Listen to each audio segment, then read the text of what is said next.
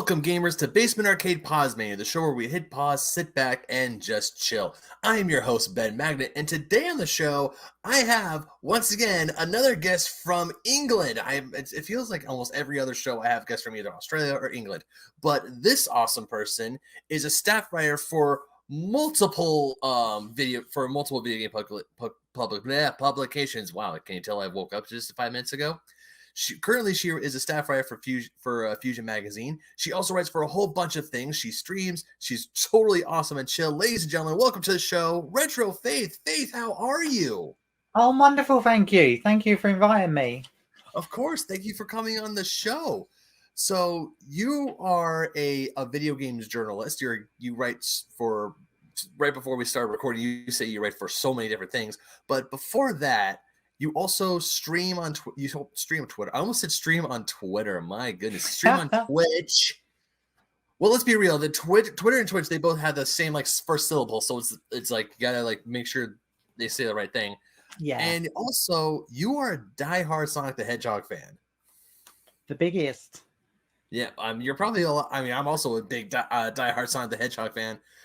But before we get into writing about game journalism, I want to talk about how did you get into video games when you were a little kid? I can tell you pretty much the time. So it was June 1991. I was about 7. I would have been 7, just turned 7, and I played video games when I was slightly younger. I think my older brother had a Commodore 64, and I played like a Pong machine thing. And so I knew what video games were, but they'd never really grabbed me. And then June 1991, I was in a shop in the UK called Boots, which is like a big kind of department store thing. And they had a Mega Drive kiosk with Sonic on it. And I never, because I'm so used to sort of remember, played the Commodore 64 a lot more. I grabbed this controller and started playing it, and something inside me just sort of ticked. But then it wasn't until that Christmas 1991, that my parents got me and my older brother a Mega Drive with Sonic 1, and that's it. From then on, as soon as I played that, I was in love. That was it. That was the moment where I knew as well that I'd always had video games with me. I fell in love with that little hedgehog that Christmas. Oh, that's kind of like me back in 1990, maybe 92 or 93, because my brother was born in 92. And where we were living, my next door neighbor had a Sega Genesis, and his parents got him Sonic 2. And that was the first video game I ever played. And I'm pretty sure that was the flashpoint where my parents can agree is like, this is the moment where I became a huge video game fan. Yeah. And also the bane of their existence for a while, because as a little kid, everything I wanted was related to Sonic. Been there all through the 90s. I mean, every time there was a new game released, I'd want it for my birthday or for Christmas. So Christmas 94 was a huge one for me with Sonic and Knuckles. Knuckles is my favorite character. Absolutely love Knuckles. It's a shame that my background, you can't see my Sonic collection. That's in a different room. But yeah, it's all about Knuckles. And that was it. I mean, I like all video games, but if it wasn't for Sega during those early 90s, I probably would never have got into computer games really, because the home computers at the time, they weren't really grabbing me. I was a bit young to have them and that, and as I say, the rest is history, isn't it? And I've had all consoles since then. Gone crazy. Yeah, I mean, don't be fooled by me wearing my Super Nintendo hat. This was actually just the first hat I picked off my thing. I was like, this works, because I have a Sega Genesis hat up in my closet right now. So I'm not what's the word? No, I don't want to say poser, because that's too mean, because I do like my Sega. I do love Sega. Yeah. And because I growing up, my next door neighbor, one of the first next door neighbors I ever remember having, he had a Sega Genesis. I moved towns, and then my next door neighbor at the town I grew up in, she had a Super Nintendo. So I would go over to her house, and we would be playing Super Mario World, Street Fighter 2. And that was kind of my introduction to 16-bit games, because even though I was alive during that time, like you said, you were 7 in 1991, I was barely a year old. Okay, yeah. So going into the console wars, I was like, I joked to my friends, like, yeah, I was a veteran of the console wars, but I got in at the very tail end when when Sega Sounds decided like it. just to bow out. Yeah, no, I get that. Yeah, no, and I think yeah, I mean, I it wasn't until a few years later, as we got to like the mid 90s, when you were probably like really young, Lynn, that it really sort of I noticed it, because I was about 10, 11 by then. You're a bit more Mhm. worldly, and you could Mhm. kind of see the difference. But yeah, but up until that point, I didn't care whether it was Nintendo or Sega or Atari or whatever. I just loved video games. Yeah, I had a Mega Drive. That was my favorite. Yeah, plenty of friends had other consoles and stuff. It wasn't until I started, yeah, getting a bit older, where I kind of got a little bit of that rivalry. But I Mhm. think I kind of to and through between it, because when the Sega Saturn came out, I mean, I bought a Sega Saturn quite quickly, saved up my paper round money, if memory serves. But then when the N64 came out, I really liked the look of that as well, because I loved the Mario game and the Mhm. Diddy Kong Race. So I got one of those as well. So I was like, oh, I felt a bit dirty, but at the same time, I also got a Super Nintendo right near the end of the sort of 16-bit era. The reason being is there was a fighting game, Killer Instinct, that came out. Oh Actually, yeah. got it right here. I don't have many box Nintendo games, but I got it right here, and it's one of my favorite games of all time. And I bought a Super Nintendo just to play that, because I played it in the arcades, and I was like, oh my god, this is amazing.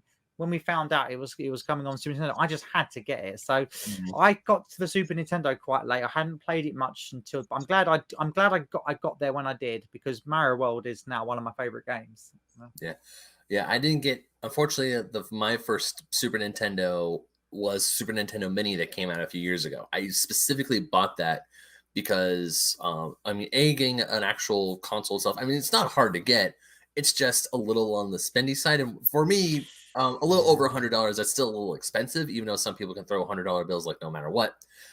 But seeing the NES, the SNES, or the SNES Mini, as people around the here, it's weird. America's weird. Like, we say SNES or NES, whereas everyone else, like Australia, England, no matter what, they go, "Oh, the SNES or the NES." I'm like, "What's the Oh, that's right, the Nintendo Entertainment System." That's what Yeah, it's. the SNES. It spells out SNES. Yeah.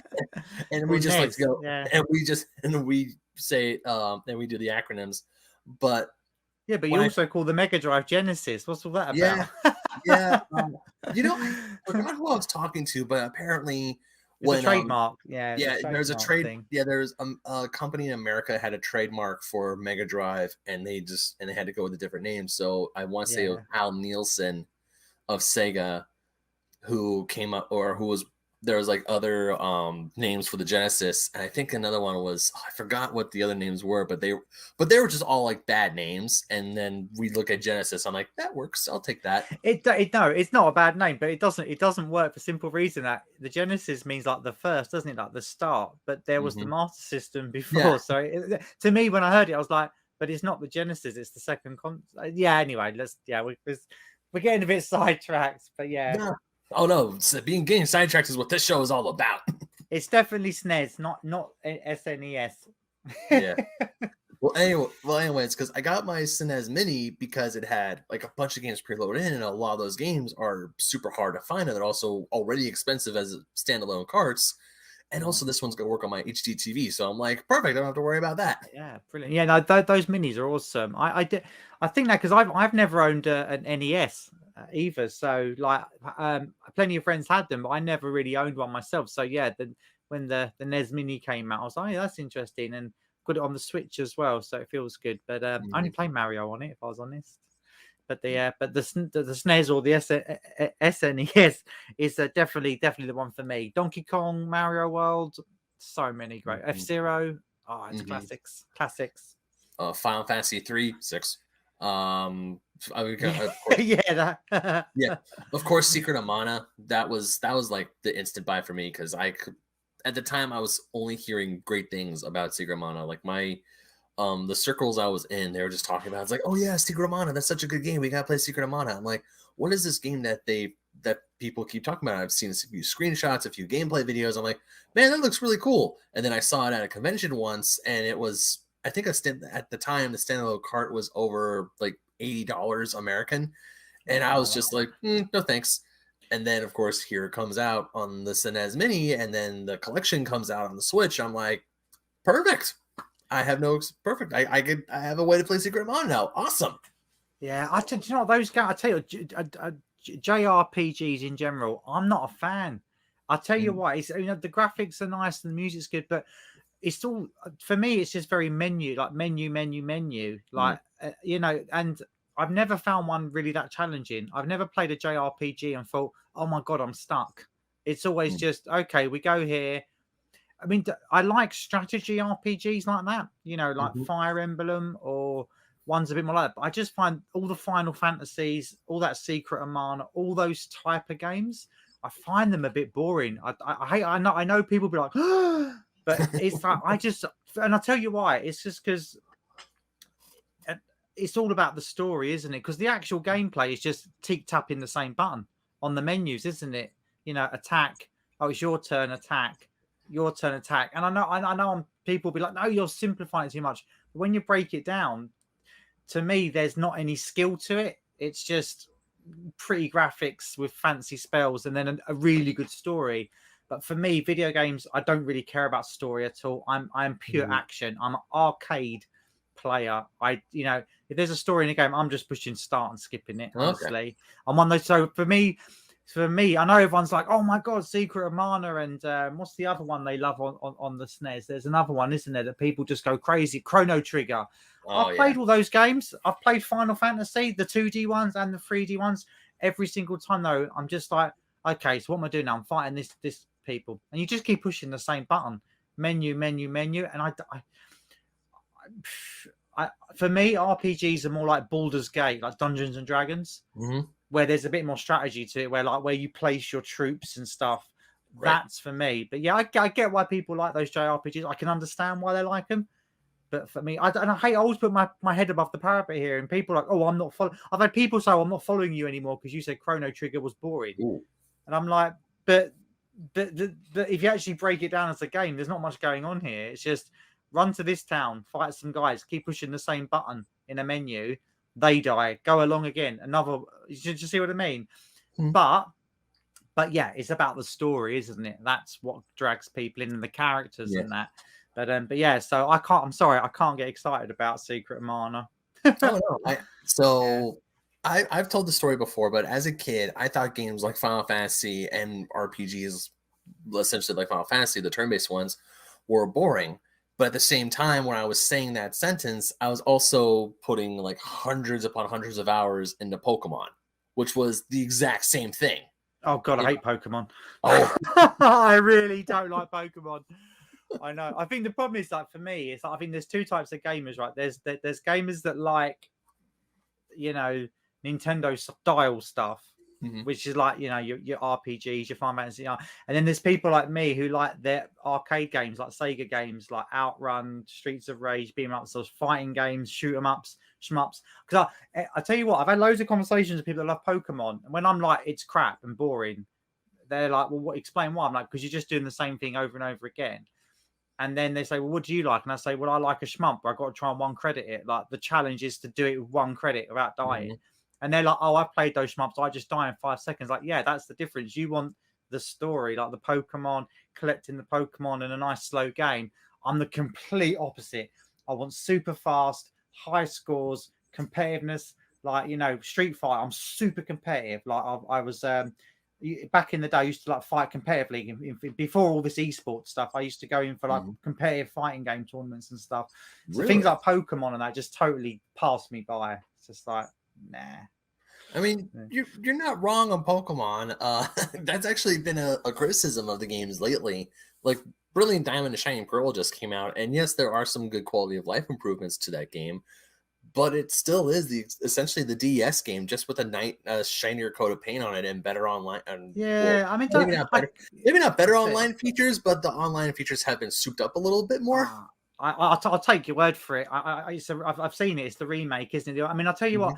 Don't get me wrong. I can see why people love those games. They're very colourful, cutie characters. You got the collection part of it, which makes it like, oh, I've got to get them all, the sort of thing. I understand that. I genuinely do, but I just think not as a journalist, but as a gamer, I just think, where's the challenge? Where's the skill?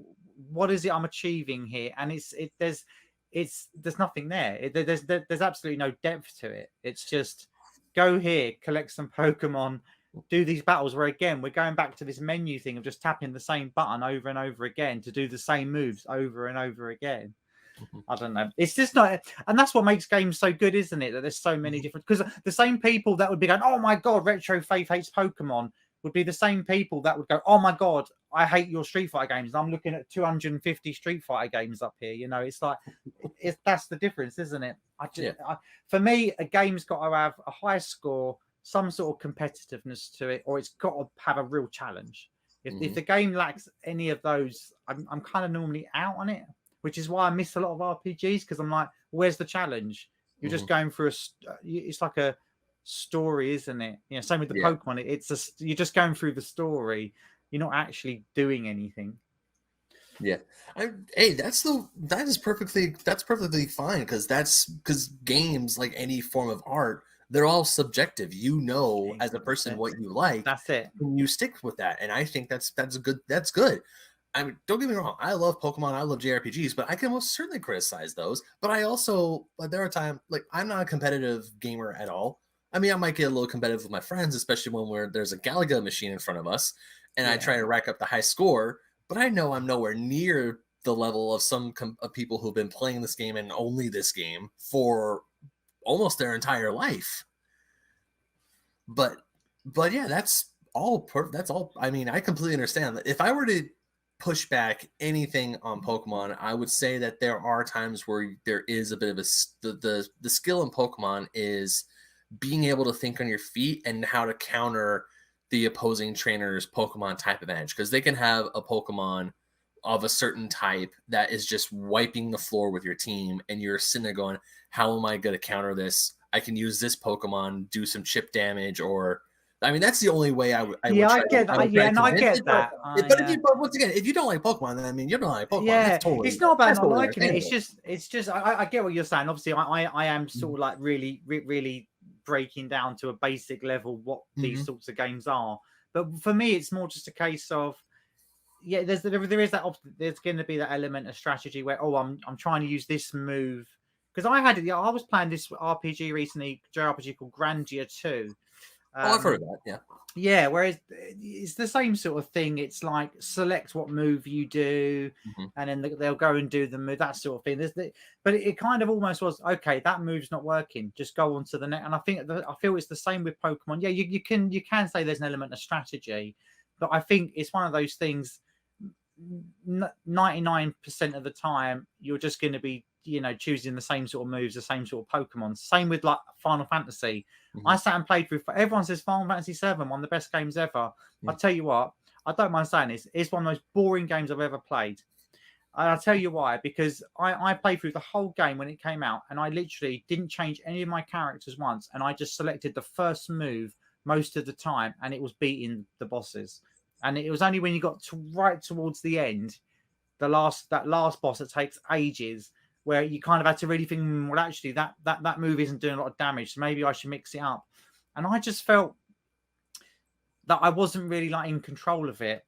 And same with the Pokemon. I don't really feel like you're really in that much control. It is more about the collecting. It's more about seeing the cute characters and that, more than it is about the gameplay.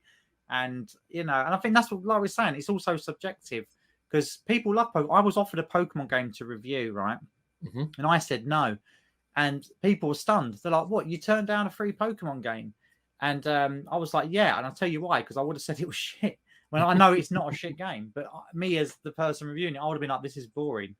When I know that's not the answer. So it wasn't right for me to review it. Same as if someone that just specializes in JRPGs suddenly went to go and review a fighting game or a shoot 'em up. They'd be like, it's too hard. When really they just don't have that in their brain.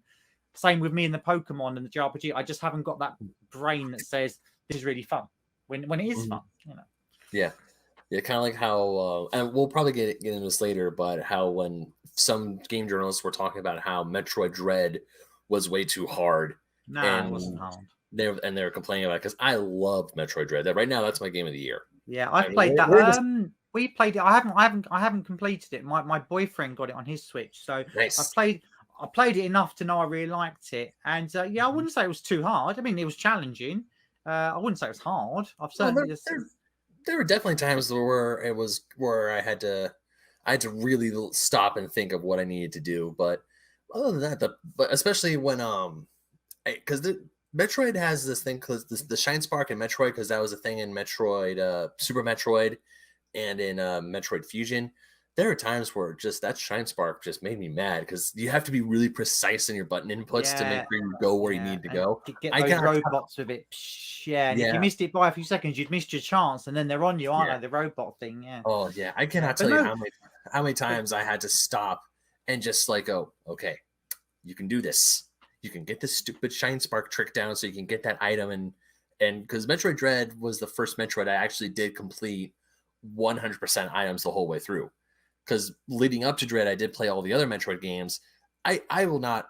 I used a guide. I will. I have no shame in saying like, look, I used a guide. I yeah, was on a bit I of a read time. some of your articles about it where you were cataloging playing all the Hmm. Metroid games, and you said I remember there was one point where you're like, if I hadn't used the guide, I'd never have worked. And I had that with Hmm. when on the Super no sorry Metroid on the original NES. Hmm. I was the same. There was just a bit where for about 20 minutes I was like, no, I'm really stuck. Have I missed something? And when I did, oh, do you know what? Screw it. I'll just look it up where I'm up to and try and work it out. And I looked on like a game FAQs, and like you said in your article, I would never ever in a million years have gone, oh, let's randomly lay some bombs in this completely random part of the level and randomly play. It was just like, how on earth did people work that out back then? It would have been complete fluke because Hmm. there's nothing that indicates it. But yeah, so Metroid games, they're challenging. I think the problem with Metroid is that because the games are so few and far between, Hmm. they've almost got like this kind of status of the holy grail of video games, and they are excellent. You can't doubt it. I think sometimes they're a little bit over not overrated because they deserve their high scores because they're excellently made computer games. I sometimes think that though a lot of people think a little bit more about the series more than it's probably worth a little bit. But yeah, they're great games. Game of the year for me, no, it's going to be the what's the racing game that Microsoft released recently? The Forza, Forza one. Oh, I played that on my PC. Oh my god, the gorgeous. graphics and just everything about it. That's the best game I've played in years. Mm. Modern game, yeah. Yeah, unfortunately, a lot of the newer games, because the Game Awards, as at the time of this recording, the Game Awards just announced their nominees. Probably when this goes up, the Game Awards will have been long gone. But I'm looking at the games list for like Game of the Year, and it's a bunch of games for the PS5 and PS4 or the Xbox that I haven't played. And not because I don't have one, I do have a PS4. I just don't have a PS5, and a lot of these games that are coming out, I'm holding off on until I finally do get a PS5. And the Yeah. only game of the year that's up for nomination is of course Metroid Dread. And I'm thinking it's like, well, that because when I played it, I legitimately had an amazing time. I absolutely loved it. I was constant when I came home from work, I was constantly looking forward to any time I could to play Metroid Dread. And when I got to the end of the game, I was like, I was blown away. It was an amazing experience. And I'm just like, I'm sitting there and I got that feeling of like completion, or not that feeling of completion, but that feeling of satisfaction when you beat and when you beat a game, especially one where that had a pretty difficult hard boss. Cause that the last boss was that was a bit of a challenge. That was hard to fight. Yeah, the bosses in I mean I think when we were doing because we haven't played it for a few weeks, but because the problem is we end up playing the Xbox a bit more. But the bosses, that's what I like about Metroid is the bosses are really ingenious. They're normally like really because you've got so many different sorts of weapons and shields and all sorts of things going on. There's normally some really clever twists, and you have got to actually have a few goes just working out like what do I actually do here? Like how do I actually attack? And I like that. And that's what makes the Metroid games really good. Yeah. I definitely think the new Metroid game definitely Switch game of the year.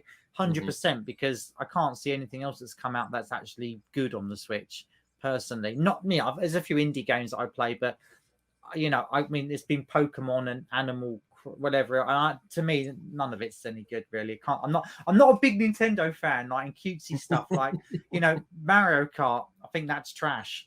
I Oh. think the Mario games though, like Mario Odyssey and stuff, they're always brilliant. Hmm. Always play those. But I don't like Pokemon. I don't like what's the one on the islands, the Animal Crossing. I hate that. Boring. It's just and there's a few other like Nintendo ones. I'm just like, nah, just Donkey Kong's only Donkey Kong and Mario. I love. Rest of it, a bit of Metroid, but they need to bring a new F-Zero out. That's what they need. Stop making these rubbish things like Animal Crossing and Pokemon. Make a new F-Zero. Yeah, I would like a lot of people, myself included. I would like a new F-Zero. I didn't really get into F-Zero until recently, thanks to my SNES Mini, because that has F-Zero on it. And I played it. I was like, this is actually really good, because for the longest time, when I would play Smash Bros. And Captain Falcon will be there, I would just look at Captain Falcon. I'm like, where are you from?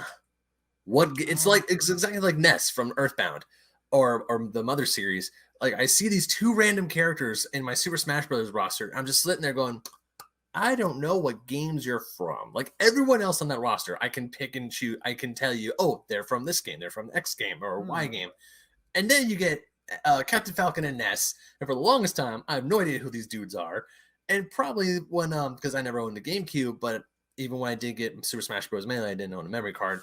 But I would go to my friends' houses, and when they would have the entire roster unlocked for Melee, I would see this random dude called Roy. And I'm like, where's this guy from? And then they're like, I don't know, I guess he's from some game called Fire Emblem. What's Fire Emblem? I don't know. 2 months later, Fire Emblem for the GBA comes out. Yeah, I don't know who the other characters you mentioned there from Mother or whatever. Again, that's like a kind of JRPG thing, isn't it? Mm-hmm. I've seen I know the series, but I wouldn't know if I saw the character in another game, I wouldn't know where it was from. But yeah, Captain Falcon, he's the nuts. Yeah, I mean, come on, I cannot tell you how many times people would just like memeify a Falcon Punch. Yeah, I tell you, Smash Brothers. Again, people, people can be watching your show and think I'm just some sort of nasty person, but I think that's a trash game as well. I call it Super Trash Brothers. Again, do you know why? Do you know why? It's because I am a proper I mean hardcore fighting game fan, and people are like, oh, what's your favorite fighting game? And they go Smash Brothers. Like, it's not a fighting game. It's a party game. It's not a fighting game. There's no. Oh God, I hate it because I'm in these conversations and people are gonna have a really bad opinion of me. But it's like, but people will be like, oh, I love, because they hear a lot of fighting games, like hardcore fighting games, King of Fighters, things like that, and they'll be like, oh, I love Smash Brothers. You ever play that? And I'm just like, oh God, no. And when you try and explain the reason why Smash Brothers isn't really a fighting game, they're like, no, but you fight people, and it's like. Yeah, I get that, but it hasn't got the combination, it hasn't got the skill level. And people then are like, I'm an elitist. And I think that's true. I'm a bit of an elitist gamer when it comes to things like Smash Brothers, because I scoff at it like it's a children's toy. And really, it's actually a really fun game. But the fact that they have like e-competitions about it, and that I think is quite silly, because it's like, they're like, oh, I'm the champ at Smash Brothers. Like, just come and play me one round of Street Fighter 2 and see how you fare. But no, I didn't like that either, Smash Brothers. I'll be honest. I liked the one on the N64 when I first played it, but beyond that, I don't think it's really grown as a series. Sorry. Yeah. I mean, Smash Bros. I mean, well, as time went on, Smash Bros. The roster just kept growing, and I mean, I love Smash Bros. because I think Sakurai himself has said before. I could be wrong on this. But he said that Smash Bros. Is kind of a party game because it's like Mario Kart, Mario Party, or like when you go to a friend's house and people bust out a Nintendo game or a Nintendo console, I can guarantee you like 9 times out of 10, one of those 3 games is in that person's library, be it Mario Kart, Smash Bros, or even Mario Party, because from the Nintendo 64 onward, it had at least 4 controller ports. Or even the Wii U or the Wii had 4 controller ports, and for the Wii U it came with an adapter so you can put controllers so you can do 8-player Smash. But yeah, that was good. Yeah, I did see that. I saw that once, 8-player Smash, and it was crazy. But yeah, no, I mean, don't get me wrong, I like Smash Brothers as a game. I kind of feel it's kind of got Nintendo have done a classic Nintendo, and what I mean by that is they've pulled the wool over people's eyes. That they think they're getting a new product, but actually they're just buying the same thing again and again and again. Because I played the original Smash Brothers on the N64 recently, and then I played it on the latest one on the Switch. And I'll tell you what, there's not much apart from obviously graphics and sound and stuff. There's not really a lot of difference. And I don't feel it's evolved enough as a series. But I want it to, because it's a very fun game. But they really need to sort of start thinking a bit more about. But then again, do they? Because it's so fun. Do they need to do anything different? I don't know. I think what grinds my gears of it is that people call it a fighting game when it's not a fighting game. Well, it's really a party game. It's really a party game. I mean, it's just one button stuff, isn't it? There's no like, you know, like I could show you moves that I do on like King of Fighters games that are like 17 button presses, and it's not button mashing. It's coordinated stuff with timing, holding buttons down. It's like there's none of that in Smash Brothers. And I've had arguments with people actually about it. Like, no, Smash Brothers is a fighting game, and I'm just like, it's really not. Have you ever actually played Guru Mark of the Wolves? Yeah, and then got good at it and then gone back to your Smash. But no, I am getting back to what we were talking about. Yeah, I think that like Smash Brothers is fun. It's fun, but again, I'm kind of like we should just talk about Sega. I think that's what this is. It's like I'm just so not a Nintendo person. No, I speaking to you now, I kind of realised that you're kind of really I don't know. Go to the next question.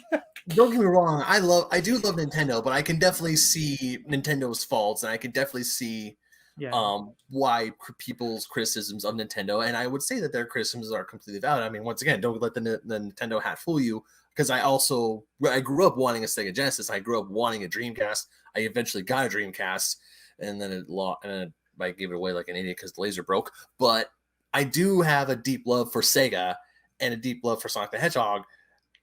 But as time went on, unfortunately, Sega kind of also down the road kind of kept tripping up and messing up. Don't get me wrong, we got some amazing games. Oh, well, they have. Yeah. Like my favorite Sonic game of all time is Sonic CD, but my favorite Sonic game in the last 10 years is Sonic Mania. That game is just that is amazing. Yeah, I mean, Sonic Mania, I was so happy when that came out, and I'll tell you why. I was getting worried for Sega. Like, Sega isn't the Sega we know. So I think whenever I do these things, don't get me wrong, I've painted myself in a bad light in this. I do love Nintendo. I love my Switch. I play the GameCube constantly. I play like Phantasy Star Online on the GameCube constantly, even though that's a Sega game. But with Sega, like, there's no point in us reiterating what happened. At the turn of the century, Sega changed completely, and I think it was bad times for Sega up until about 5-6 years ago, and Sega really turned a corner. Like Sonic Mania, that saved Sega, and not in terms of money. Sega would always have money because they were clever with some games. You know, there's certain games they had, Personas, all these sorts of series of games, and they made good acquisitions for like smaller independent developers that they brought onto the Sega brand.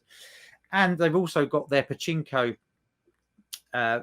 branch in Japan, which, you know, pachinko, for anyone that doesn't know, is like a slot machine, like a one-arm bandit kind of thing in Japan. It's the same sort of thing.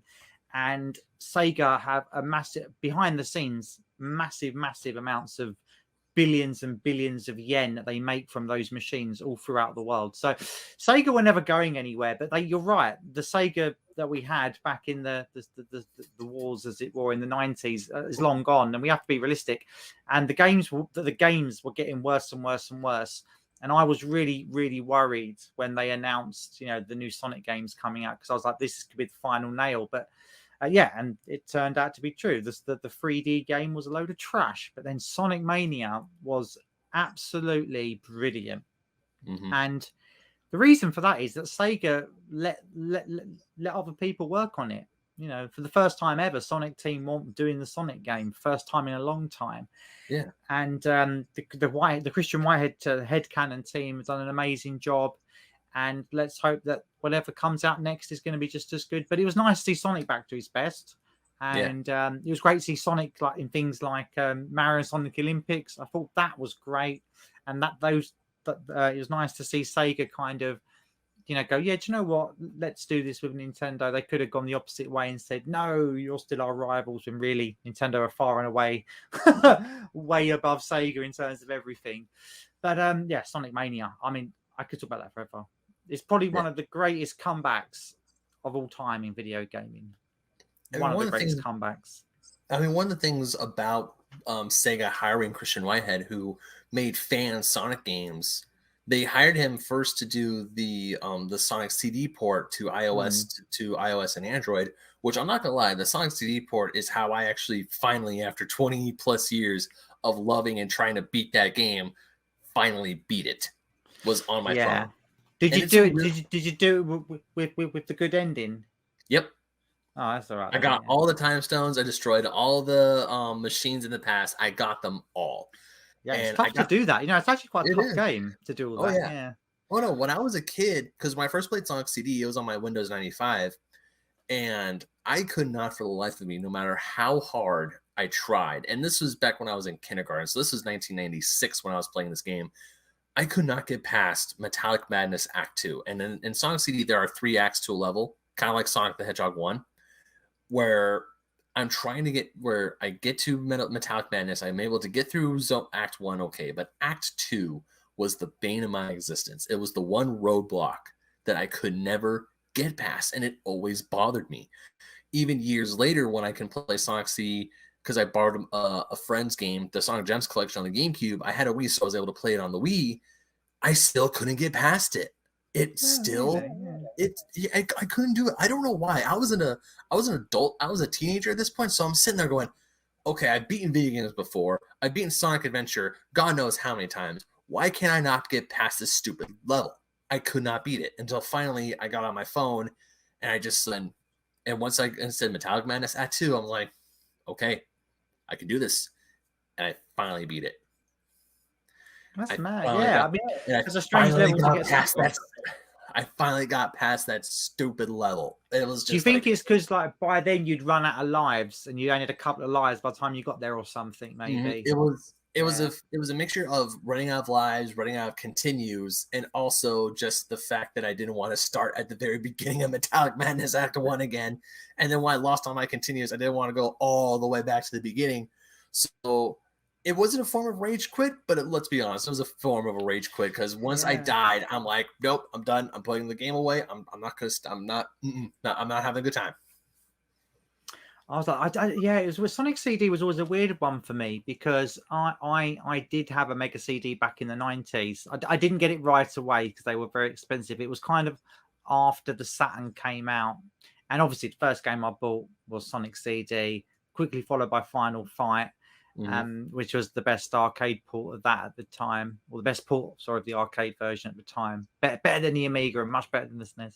Anyway, but Sonic CD, as a weird one, I too, by then I was a teenager. I think I'd played Sonic CD a bit before at some point as a kid, but never really had a proper go at it. And I was a teenager, and by then I had got into Sonic speedrunning. So playing Sonic, the original Sonic game, Sonic 3 and Knuckles, Sonic 2, all these, Master System 1 as well. So I was already into speedrunning games by the time I was like a teenager. So when I finally got my hands on Sonic CD, probably about mid-90s, I was pretty good at computer games. I was already starting to practice enough to be entering like Street Fighter 2 competitions and stuff. So I never really got stuck on Sonic CD. Although it did take me a while to work out how to get all the stones and stuff, because obviously back then you don't have the internet, so you had to sit there and work it out, and it took me a while to work out how to do everything. It took me a while to figure out how to beat because I would get into the special zones when I was a kid. Now once again, I'm a kid. I'm like under 10 years old. I'm a very young child at this point, and I'm not reading the manuals. I'm just like looking at, if I look at the manual, it's just to look at the pretty pictures. I'm like, ooh, pictures. And then once I get to the UFO level, or it's like, hey, bash all the UFOs in, it took me a long time to finally like actually get all the UFOs, because they're hard. The special stages are so hard. I know those. I mean, I know they're supposed to be hard because they're special stages, but as a kid, I remember like running through, and I didn't notice how if you get into the water, your timer just drops. It's like 3 times speed on how you lose time. Whereas if you're just like running around, it just goes like, okay, it's moving at normal speed. And then the second you hit the water, it's like it plummets. It's like, it's going to make me sound quite arrogant, but I was playing some Sonic Mania on a stream recently, and I just started a fresh game, and I like had all the I got all of the special stages like first time, and someone watching the stream was like, "Oh my god, you're like the best computer game player ever." I was like, "No, not at all." It's because I recently played Sonic CD and wanted to do it with all the Chaos Emeralds, and my god, was it hard! So like Sonic Mania is a complete breeze compared to these. Well, even Mania, that a few Chaos Emeralds are very tricky to get. I think it was Chaos Emerald 4 or 5. Yeah, it was 4 or 5. There's one that's right, one of the middle ones. It was just infuriating. And but I know the one you mean. I know the one you mean. And there's the red a bit, one, right? Yeah. And do you know what? There's a bit on the level where you always miss it. It took me a good few goes when I noticed it. There was like a spring that throws you over somewhere else, and you never see it. It doesn't even come up in your periphery, and you can't. I accidentally found it when I bounced off something, and when it did a weird thing, and I was like, oh, well, next time I get on this, I'm going to do that, and then it clicked. And I was like, that's how I catch up with it, and it just took me about 20 goes because I just couldn't. It was I know the exact one you mean. It was infuriating. No, I'll tell you what though, if you played the encore mode ones. There's the add-on for Sonic Mania. Oh my god! So basically, it's the same thing, but they just mix up all the levels. And oh god, so the special stages on that are just insane. Oh, they're harder. Great. They're harder. Yeah. They're hard. I mean, I do have it because I have the DLC for both. Because I have the game. I have 2 versions of the game. I have it on the PS4 because when the game first came out, I pre-ordered it. I had the statue. I got the whole special edition. The big box thing. Yeah. Yep, I got the big box. I got the statue. He's chilling. You can't really see him, but he's chilling right over here. And then when the physical version came out, I was like, I want it. But then my girlfriend was like, but you already have it. I was like, but this is the physical one. I want the physical one. And then I finally caved and I found a good copy of the physical one on eBay for the Nintendo Switch. And it came with the art book and everything. So because I wanted it for the art book and because it has a reversible cover. Okay, yeah, I like the reversible cover. Yeah, I know. Because obviously being a massive Sonic collector, I've got most of those now. I forgot about the reversible cover. Yeah, I like. Yeah, the one I got one from Japan, so it's got the really funky colors. That's one of my favorite Sonic games in my collection, actually. Yeah, I always love it when games have reversible covers like that because it's like, hey, look, even different art. Because all my God of War games that I own, they have reversible covers, and I always like take it out and flip it over. Like I remember when I got Doom for the first, like Doom 2016, when I got that game, I didn't even know the game was coming out until one day, my Game Informer magazine showed up on my house, and on the front cover was Doom. I'm like, yeah, it come out of nowhere. It was one of those big games. It just comes out of nowhere. You're like, what? And and at that point, I thought I was pretty decent into the gaming sphere. I'm not as much deep in as it now, obviously, but I go to my mailbox and I see Doom. They're bringing Doom back. I read that whole. I think I must have read that article like 3 or 4 times just to be like, oh my god, what's going on with Doom? I pre-ordered the game, and once I got the game, and I opened up the case, and thankfully PS4 cases they're a little see-through with the plastic, so I saw it was a reversible cover that was an homage to the original. Like, oh my god! I was on cloud 9. I was having a blast. I absolutely I even bought the soundtrack. It's on my phone. It's a really good game as well. So you're like triple winning here. You've got reversible covers, you've got Doom, which is always cool, and it's actually a really good Doom game. One of the best ones. It's a killer soundtrack. Yeah, and when the game, and I just love it because right when the game starts, it's just like classic Doom. You wake up, there's a gun in your hand, and you're just told to shoot anything that moves. Yeah. There's no story here. Just go and kill things. Yeah, you're in hell or something. Who cares? We'll work it out later. Just go. Here's a key card. Go through that door. Go kill. Here's a big gun. I love it. That's game. See, for me, that is gaming. Oh man, Doom 2016 was so good. I mean, don't get me wrong. Yeah. I love Doom Eternal, or I loved Doom Eternal, but I still technically haven't beaten Doom Eternal yet because there's this one part near the end game where it's a platforming where you have to do like a bit of a trick shot where you have to jump, shoot a thing to open a door, and then dash through it before it closes. And then do the double jump thing. Yeah. I know that bit. There's a few bits like that. Actually, after that one you're talking about, there's a few more of those. Oh, great. Yeah, they really ramp it up at the end of that game, Doom Eternal. They're literally like, here, screw you, gamers. You know, just have something really, really. But that's all. I don't know if you I remember the original Doom games. They were just like that. Do you know, you were casually going through, going, "Oh, that's right. There's 30. Say there's 30 levels of the original Doom game," and you're like, "Oh, this is pretty easy." You get to like level 25, and you're like, "Yeah, this is all right." And you get to level like 26 or 27, and suddenly it goes from like you're literally just. It takes you like a month to complete it because you just can't work it out. Yeah. It's a typical Doom game where it's all pretty casual up until a certain point when it just goes click. A bit like I'm playing a game completely different to Doom, but Super Monkey Ball Banana Mania. It's like the new one on the Switch. Yes, luckily Sega sent me a copy to have a look at, and nice. And I was like, okay, I'll give it a look because I'm a massive Super Monkey Ball fan. I really love it on the GameCube. I'm a massive fan, and exactly the same. Like, yeah, it's quite a hard game anyway, but it's pretty easy. You're slowly going up. Okay, it's getting a little bit more tricky. A few levels, like okay, you know, and then suddenly it just goes kapoom. The difficulty, and I'm now stuck on. I got like say I think there's 100 levels to complete. So I got through the first 70, going, oh, actually I'm doing all right at this. I've only got stuck a couple of times on a few of them. Now I'm on like this level. I've been stuck on it for about 3 days. It's just the difficulty just ramps up. I love games that do that. It's like when you get to the end of the boss on Street Fighter 2, and like it's all been pretty easy up to that point, and then you just keep dying. I love that. Or it's like how you are able to get to Akuma in Street Fighter 2, where it's like, oh, it's not M. Bison, and then it's like, okay, cool, M. Bison, and then all of a sudden, and then Bison's floored, and you're like, oh my god, what happened?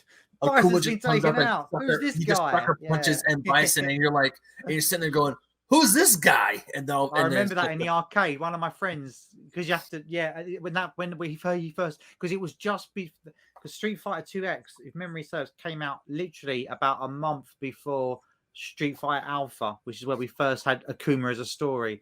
And we're playing this new Super Street Fighter 2X, thinking like, why have they released another one of these? It's just the same old crap. Excuse my French. Just the same old stuff over and over again. And then we knew why, because there was Akuma, and it was just like, oh my god, it was just amazing. And he's really hard. I've never fought Akuma before myself because I'm more of a casual fighting game player. The only fighting game that I've actually sunk hours, and I mean literal hours into, was Soul Calibur, the Soul Calibur series. Soul Caliburs 2 and 3 I absolutely loved. They're beautiful games. Yeah. And and Soul Calibur 6 came out for the PS4, so of course I had to get it. And I'm just sitting there replaying Soul Calibur. I'm like, this is home for me. I absolutely loved I still love Soul Calibur. I cannot get enough of Soul Calibur. I like fighting games with big ass swords because I like a lot of fantasy games. Like I do like a lot of JRPGs because a lot of them have these big giant swords and these awesome feats of strength, and these they just look really cool to me. They do, yeah. Like I remember, if you're going back to the Final Fantasy, the Cloud with his huge sword, it is cool. I can see why people love them games. I really can. They are very cool. Yeah, I remember I was playing Soul Calibur with my brother one day, and it was like Siegfried and Nightmare. I'm a Siegfried main, and we're just like going at each other. And my brother just looks at me. He's like, I know this is a video game, and video games aren't real and all, but if this were real, I'm pretty sure he can't lift that sword. Yeah. I'm pretty sure that if anyone just got hit with it at like maybe 30% power, they would just instantly die. Because Siegfried's sword is as big as he is, practically. It's like, I know, but isn't that what makes games so wonderful? That you can just go into an imaginary world, and we were speaking at the start of this about how you got into gaming, and I think a lot of it for me is just an escape. It's like the real world is a really horrible, nasty place sometimes, and this morning, I tell you, I don't mind saying this to your viewers, I've been a bit down recently, right? Nothing major, nothing bad, just the usual winter blues and COVID's affecting the world, the usual stuff, nothing that makes me special, but feeling a bit down. And this morning I was like, what's going to make me feel better? I'm going to sit here. I'm going to play Sonic 3 on Knuckles. And then after that, I'm going to... I played a random Mega Drive game or Genesis game that I found. And I had to go on that for a while. Then I played some Rocket Knight Adventures. Then I played some Heroes of Might and Magic 2, like a PC game I like. And after a couple of hours of just playing a few games and stuff, I was like, you know what? I just feel a lot better. I've escaped. all that stuff that was making me feel down. I've now repurposed all of that into imagination and wonderful stories and lovely graphics and colors and sound. And the world's not such a bad place anymore. No, that's exact. So earlier you talked about Animal Crossing. Like, once again, to each their own. Last year for me, Animal Crossing was the game of the year, only because, well, not only because a lot of people love that game. It's a chill game. It's a game that I feel that for people who don't want the fast paced action, but they want to get into video games, it's a perfect game because there's no one to fight. It's just you and that feeling of, hey, I am able to pay off my debt, because Lord knows, especially me being a college student or a former college student who's in a lot of student debt right now, that's like the best feeling world and something I may never do. I get that. I think for me, a chill game would be okay. Yeah. So let me retract a little bit. Like the Animal Crossing thing, I was probably being a bit harsh. Like, it's not a rubbish game. It's just, each to your own, that sort of thing. Yeah, it's just not my kind of thing. I just personally, I find it a little bit boring. But for me, the version of that, like the chill game, would be something like SimCity. Where there you go. you just, you're not killing people, you're not trying to go for a high score or anything, but you can just sit back and relax, and it doesn't matter if you click something or if you want to click something, you can. So yeah, I do get that. I do get the joy. That's it for me. If I just want something just to pass the time, or just if I'm feeling a bit tired but I want a bit of game, I'll put on like SimCity or something like that. Yeah, like you were saying a few minutes ago, like you're feeling down and you play video games for a while, and it's like, oh, my spirits are lifted. Like last year, of course, when the pandemic was at its height, Animal Crossing was that release for so many people, and it gave.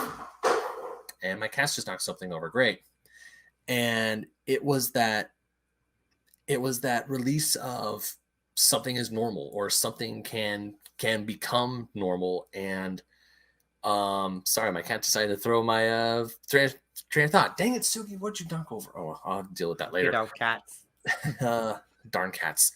But yeah, Animal Crossing gave a sense of normalcy to people, and also they turned the game on, and there's Isabelle with a bright smile on her face, telling you what the news of the day is.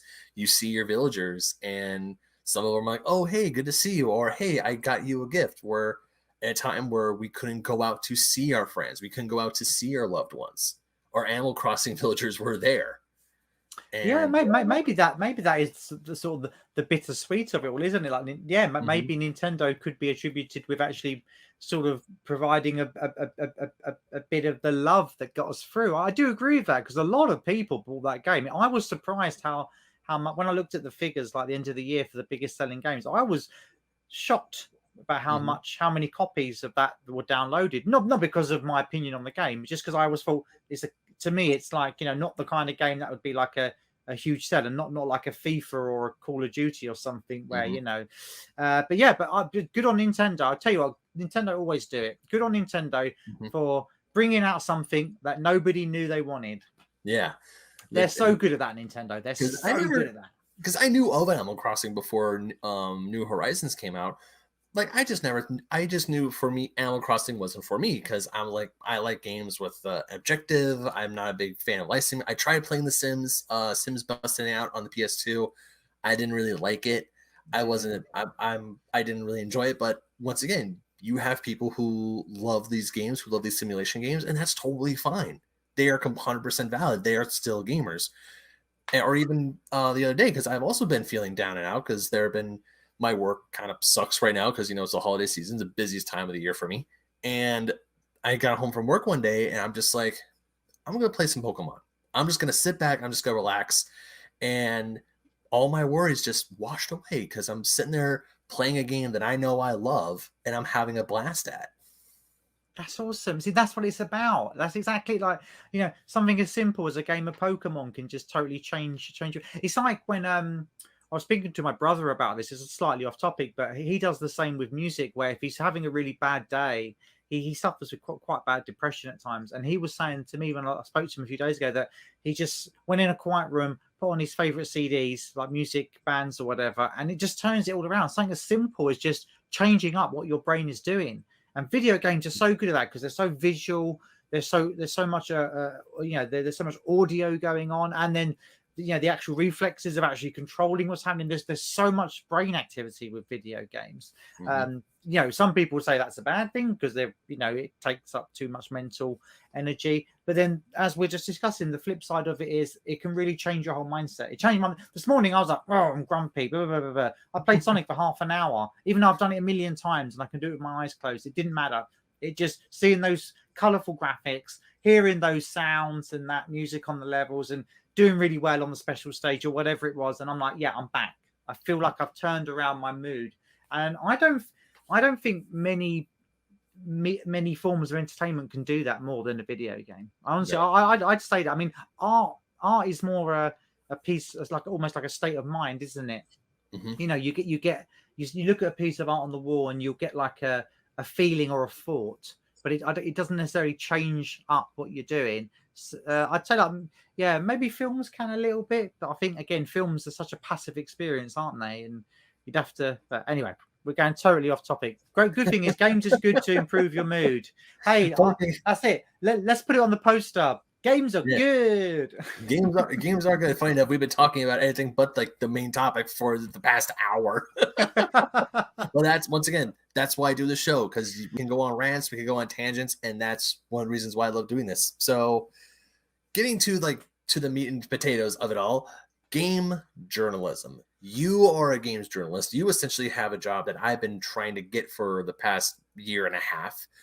How did you get into game? What was the catalyst that made you go, this is something I want to do, or the realization is like, wait, people can make money off this, or maybe this could be their job? I want to do that, because unfortunately that never clicked, because I did own a few game magazines. I owned a Nintendo Power. I was buying tips and tricks off the magazine rack at the grocery store. Every time I saw them, I was a subscriber, or I had my physical copies of Game Informer come to my house for years. And for some reason, it never truly dawned on me that this could be a career to write and talk about video games until much later, or much more recently, because you said you read my articles. Oh, also, thank you for that.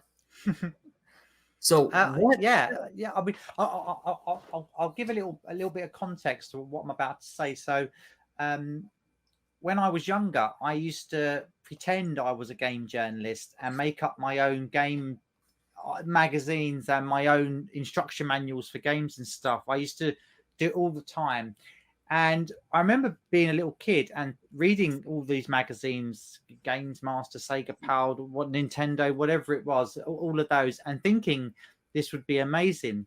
Then I did what all adults do, and I just went and got a really boring job in an office for God knows how many years, and did that for about 15 years. And then about 2.5 years ago, I was doing my office job, and I don't mind saying it, I had a little bit of a breakdown. Now, It wasn't so much that the job was bad or it was underpaid or anything like that. It was an okay job. It was okay paid. It's the centre of London, a nice place to work, all the rest of it. But I was just feeling something inside of me of my life is meaningless. I'm not doing what I was supposed to do. And I ended up just quitting this job randomly. And a lot of people are like, what are you doing? You're quitting like this really, quite well paid job in the middle of London to what are you going to do? And I just said, I'm going to be a game journalist. And they said, what are you talking about? That's crazy. So what happened then? I started a website similar to yours, more like a blog than a website. And just to get some practice, I always was a good writer. I was quite lucky that the office job I had for especially the last 10 years before I quit was a lot of letter writing. So I knew my word skills was fine. So I knew it was never going to be that I need to go and learn how to structure sentences or read a thesaurus to learn how to speak or anything like that. It was more just a case of, how do I turn this into a job? That was going to be the hard part. And it was. So it's not easy. What I had to do was exactly like you've done there, Ben. You've got yourself a website. So that's almost like if you're an artist, you'd have a portfolio. So you're doing the right thing. Make sure you keep adding to that. Now, the second thing was you need a little bit of luck, and you got to be a little bit arrogant. Want for a better word, but you got to be a bit arrogant. So I started just knocking on the virtual door of many publications as I could, and not being afraid to get a no or a no response. I noticed that a lot of people that say, like you've said, Ben, I want to be a game journalist, is when I ask them, so how many publications have you approached? And they say, oh, you know, I'm not quite ready for that, or oh, I haven't done any of that yet. And it's like, at the end of the day, you're never going to be ready. You've just got to put yourself in front of the editors. So what happened to me was I was constantly doing my website, and I was shouting out about it, and I was getting people to, I was interviewing lots of people, game devs, practicing. If you, the advice I would give to anyone is forget just, I mean, at first you're always going to start with writing about what you care about. So I was doing articles about Sonic and Sega and Dreamcast and all this sort of, which is fine because you've got to learn how to write. Right. The second thing I realized was, though, this is all very inward. It's all about retro faith and retro faith's history with video games. And I totally went the opposite way. I went, right, it's not about me. And when I started looking at what the journalists do, not so much just game journalists, but journalists in general, what do? They tell people stories. Like, so, and when you think about that in video games, the stories are, Joe Smith has made this game on the Spectrum or the whatever, like a new game. So because I specialize in retro games, every time I hear about a new game made for a Dreamcast or a NES or a Mega Drive or whatever it might be, I hunt down that person. I just go into them and say, you will need to be interviewed by me, and get that information out there. You've got to be like a bloodhound on it. If you're not, and all you want to do is sit back and go, well, you know, I want to write about my time when I played Mario on the NES, that's great, but no editor's going to see that and go, I need this person in my magazine. I got the job working for the magazines because I stopped making it about me. If you want to work as a game journalist, you've got to realize that it's like anything else in the world. What makes compelling reading? And I'll tell you what makes compelling reading: telling other people's stories. As soon as I realized that retro faith isn't that interesting, and as soon as you realize that like Ben isn't that interesting, and you start looking for the stories, you will find that you're having much greater success at getting in front of those editors, because it's all about storytelling. If you read any newspaper, you read any magazines, I mean, even if they're doing a review, okay. Also, I read a lot of people that say they want to be a game journalist, and I read their reviews, and their reviews are normally always comes back to how they feel about the game, which obviously is really important. But then they don't really give the reader a reason why they should or shouldn't buy the game. They obviously give it a score and all that, but when you actually read it, you got. I mean, I someone that I'm kind of mentoring was always like saying, "Oh, you know, Faith, your reviews are always really got quite short, like 750 words, maybe 800 words." And you know, and I was like, "Yeah, but that's it. It's people don't want to read an essay about some game they're going to buy. They just want to know, is it worth buying?" Because I find a lot of people that say they want to be a journalist overwrite. They over-explain. They make it too much about them. They go off topic too much. They say the same thing. The worst thing you can do as a writer is say something and then just reword it again in the same sentence straight afterwards. And I've had a few people ask me, "Can you look at my work?" And what I tend to do with that is I rewrite what they've sent me. It sounds horrible and annoying, but once you get over that fear of rejection, I get all the time. I'm constantly looking for written work, so I will go to all the big. Don't get me wrong, the magazines are great. And I love writing for the magazines. But the real kind of work is on the websites. That's where all the money is. Yeah.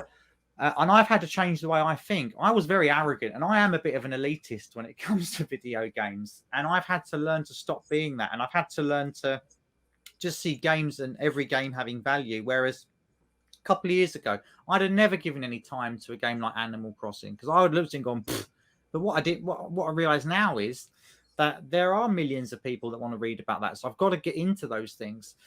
So how it worked then? Sorry, that's a bit of a long backstory. So how it actually came about then was the first magazine I got was first of all, I was doing you've got to do lots of free work. If you want to become a game journalist, you've got to just for that first year, you've got to just hunt down as many places as possible to put your work. Having your own website is a good portfolio, but how you get your name out there is by getting on other people's websites.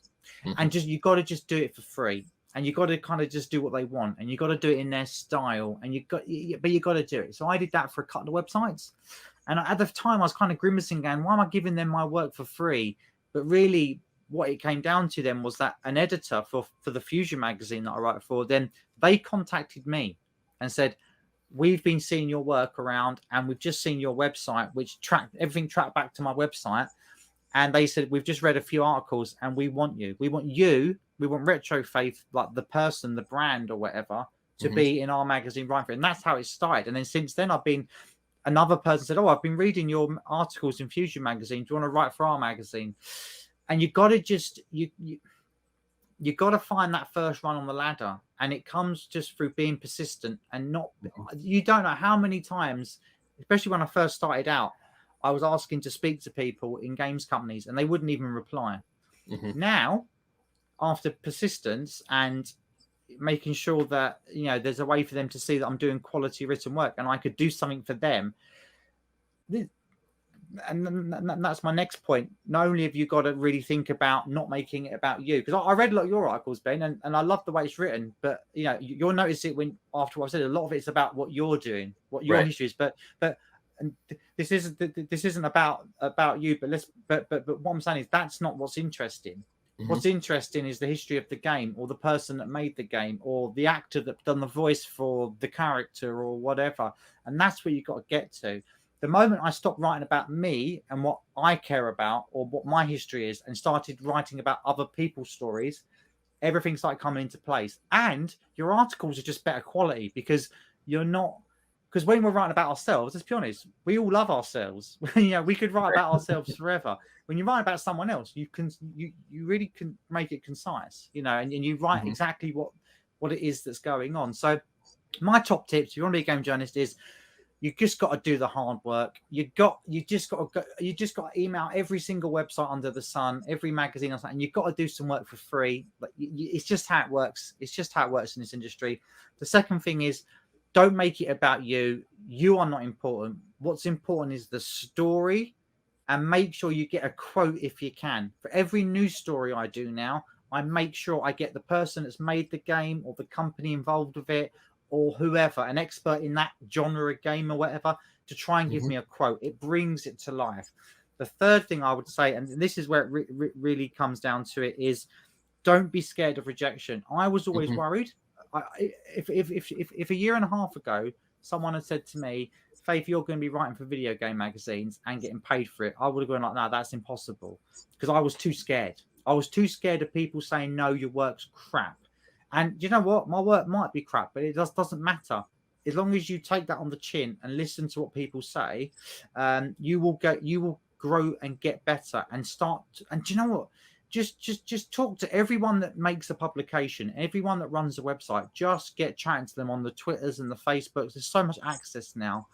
You've got to go for it. And the last thing, the very, very last point I'll make on this question, because I've been babbling on quite a lot without being particularly coherent, which is strange for a journalist. But the last thing I would say is you've got to be patient. It's not going to happen overnight, and it is hard. And especially like yourself, and you've got a full-time job and you're trying to do this. Have a plan, and just follow through with that plan. And like if you say you're going to get an interview for someone, just do it. Write it up quickly, get it out there, show them what they're doing, and I suppose that's it really. Yeah, that's a lot of good stuff, because even when you're saying it's not about me, because that actually, when you mentioned my articles, I just had a flashback. I was like, oh shit, I do. You do, and that's okay. It's okay. There are some things about you. Like I sometimes write a feature on something, and I start with "I remember when," which is absolutely fine, because then if you are part of the story, then that's okay. What's not okay is when you're like, "Hey, I'm talking about this series of game, but all I'm really talking about is all my history with it." That's not interesting. Obviously, it is interesting, but it's not, if that makes sense.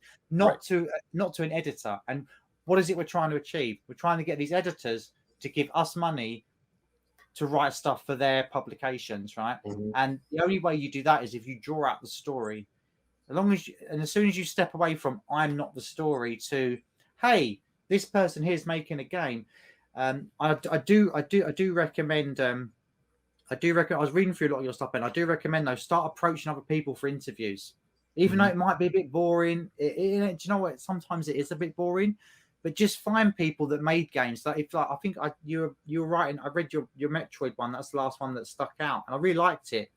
If it was me there, I think you were talking something about some people speed run the game or something in part of the article. If that was me, the first thing I would have done was got a quote of one of the speedrunners, because I looked them up straight. As soon as you mentioned that in the article, I was like, oh, people speedrun Metroid. Let's have a look. I found like a whole website about Metroid speedrunners, and you could have approached any of those to get a quote about why it's important to. So again, we're going back to this part of don't make it about you, make it about the person who owns the story.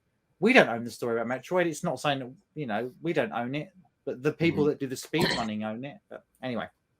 No, that's a very valid point, because a lot of times when I write for Old School Gamer magazine or when I write for the website, because what I'm doing is just freelance. It's just like freelance. It's unpaid. I'm doing this so I can grow and also I can, you know, get better.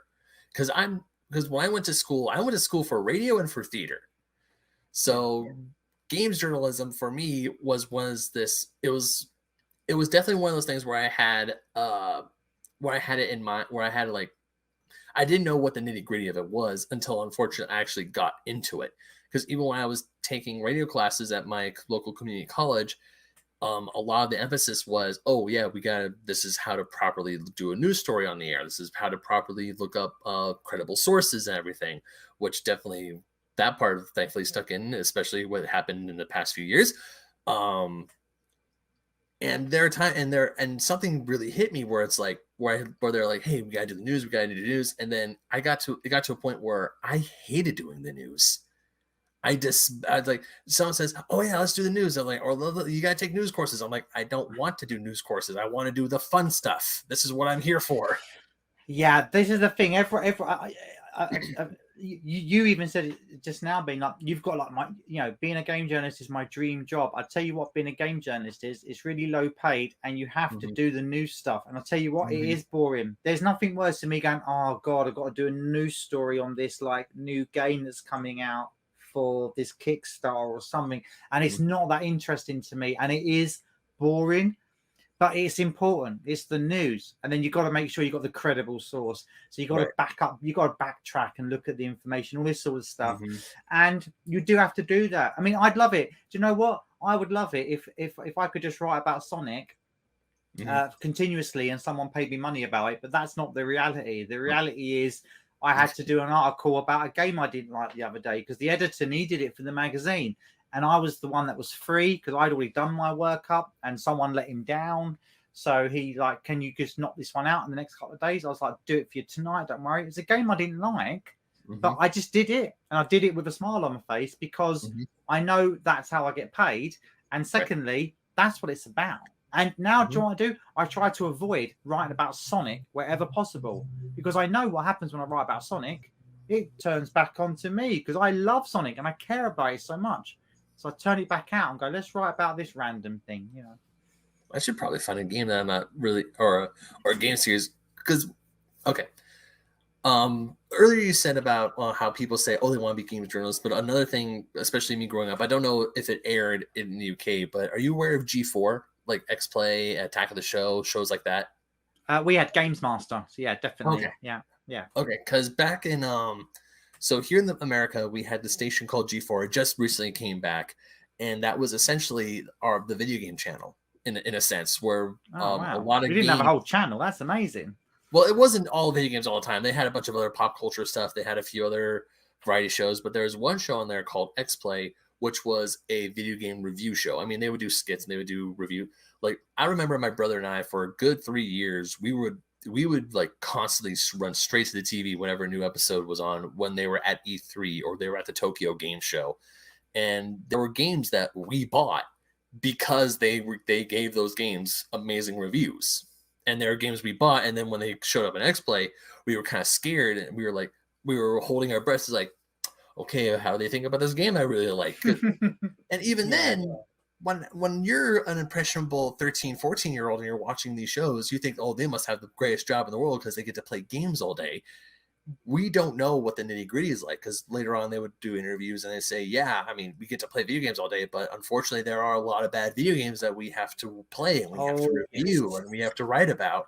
And of course, everyone's views is different. Like earlier when we were talking about, like, you despise, or okay, despise might be a strong word. You don't like Pokemon. I love Pokemon. You don't like Super Smash Bros. I like Super Smash Bros. We both love Sonic, which was cool. We find common ground.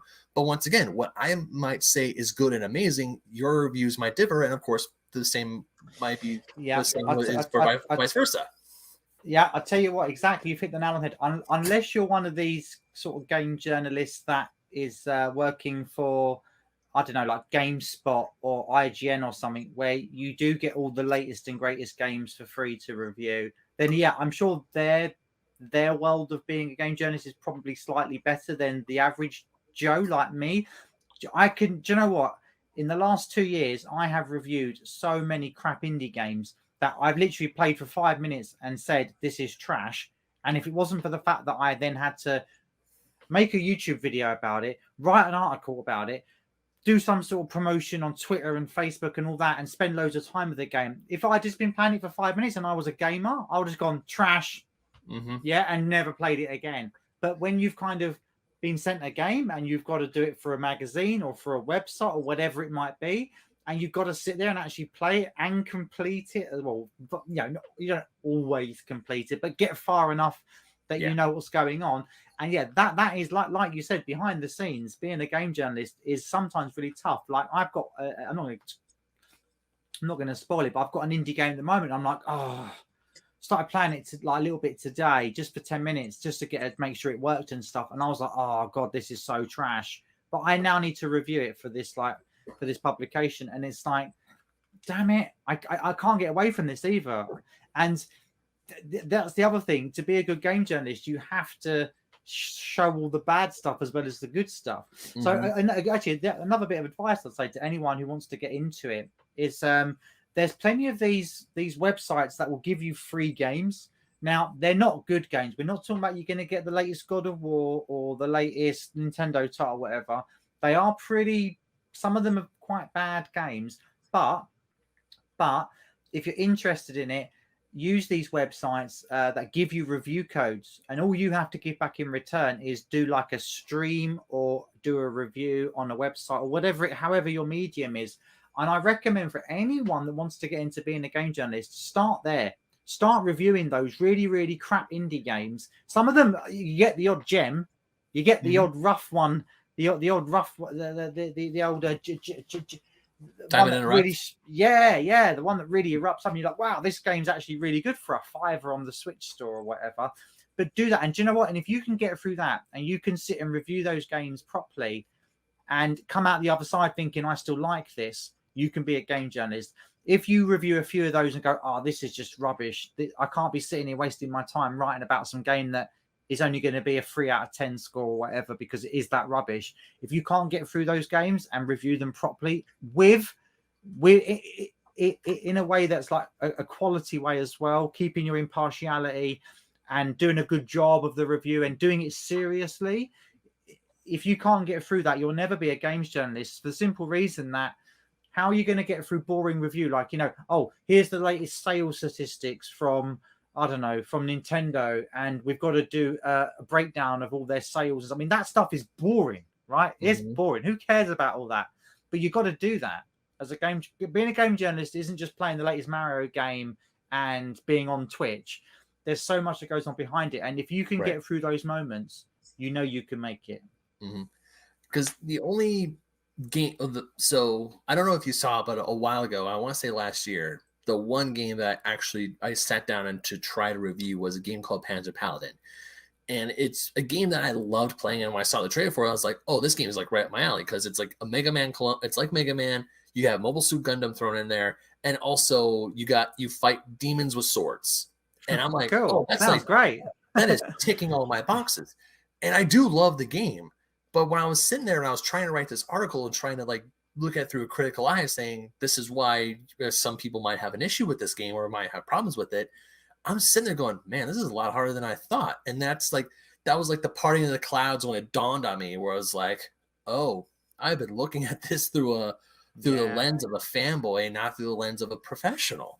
Exactly. That's exactly, and it happens all the time. Mm-hmm.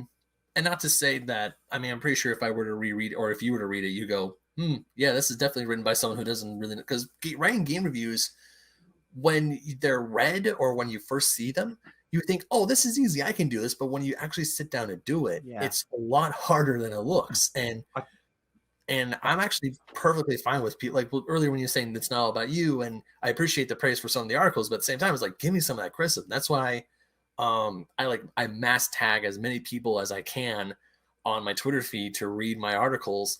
And like when you said don't be afraid of rejection, I also feel like it's also don't be afraid to receive criticism. Like if someone says, hey, your work isn't good, but this is how you can make it better. Yes.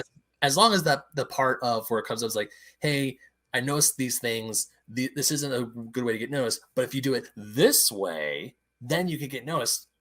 As long as the criticism is there and it's like, hey, to be constructive. Well, I mean, of course, if someone were to come up to me and be like, hey, you're shit, you need to stop writing, then it's like, okay, well, that guy's just being mean. Yeah. I tell you what, on that note as well about the criticism, I tell you what, this is what not to do. And don't get me wrong, I'm quite new to all this as well. It's not like I've been some game journalist for like 20 years and I'm like some veteran.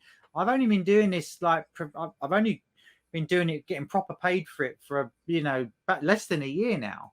But what I would say was, someone that did ask me quite recently to, can you just check my work? Like, I see what you're doing. I read your magazine that you're in, and I like the way you blah, blah, blah, all the rest of it.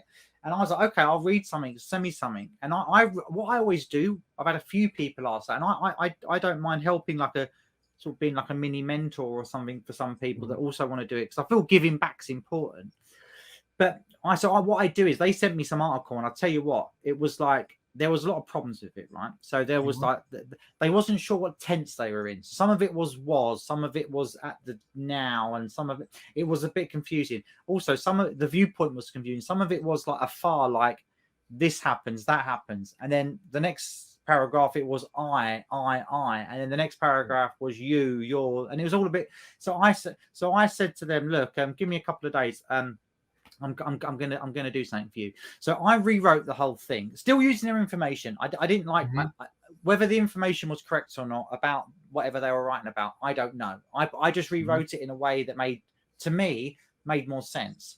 So I sent it back to them thinking, oh, that was a nice thing of me to spend about a good hour or so doing it as well. It wasn't like you were saying it took me 10 minutes. So I thought I was quite happy with myself going, and I explained what I did at the start. So I did like, look, if I said, when you read this through, you'll see that it's all in the same tense. It's all from the same viewpoint, and it's same humor or whatever. And I sent it, and they come back quite aggressively, saying that, oh, this isn't what I asked you for. I didn't ask you to write my work like it's trash and all this sort of stuff. Basically, what they were looking for was a pat on the back, or they're doing the right thing. But what they got was, look, this is how you have to do it to make it.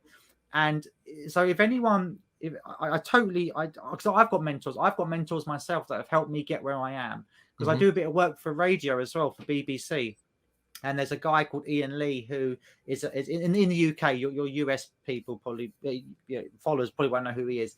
Anyway, he sometimes gives me some advice about, oh, you're on the radio, do this, do that, and I feel it's important to give things you've learned back.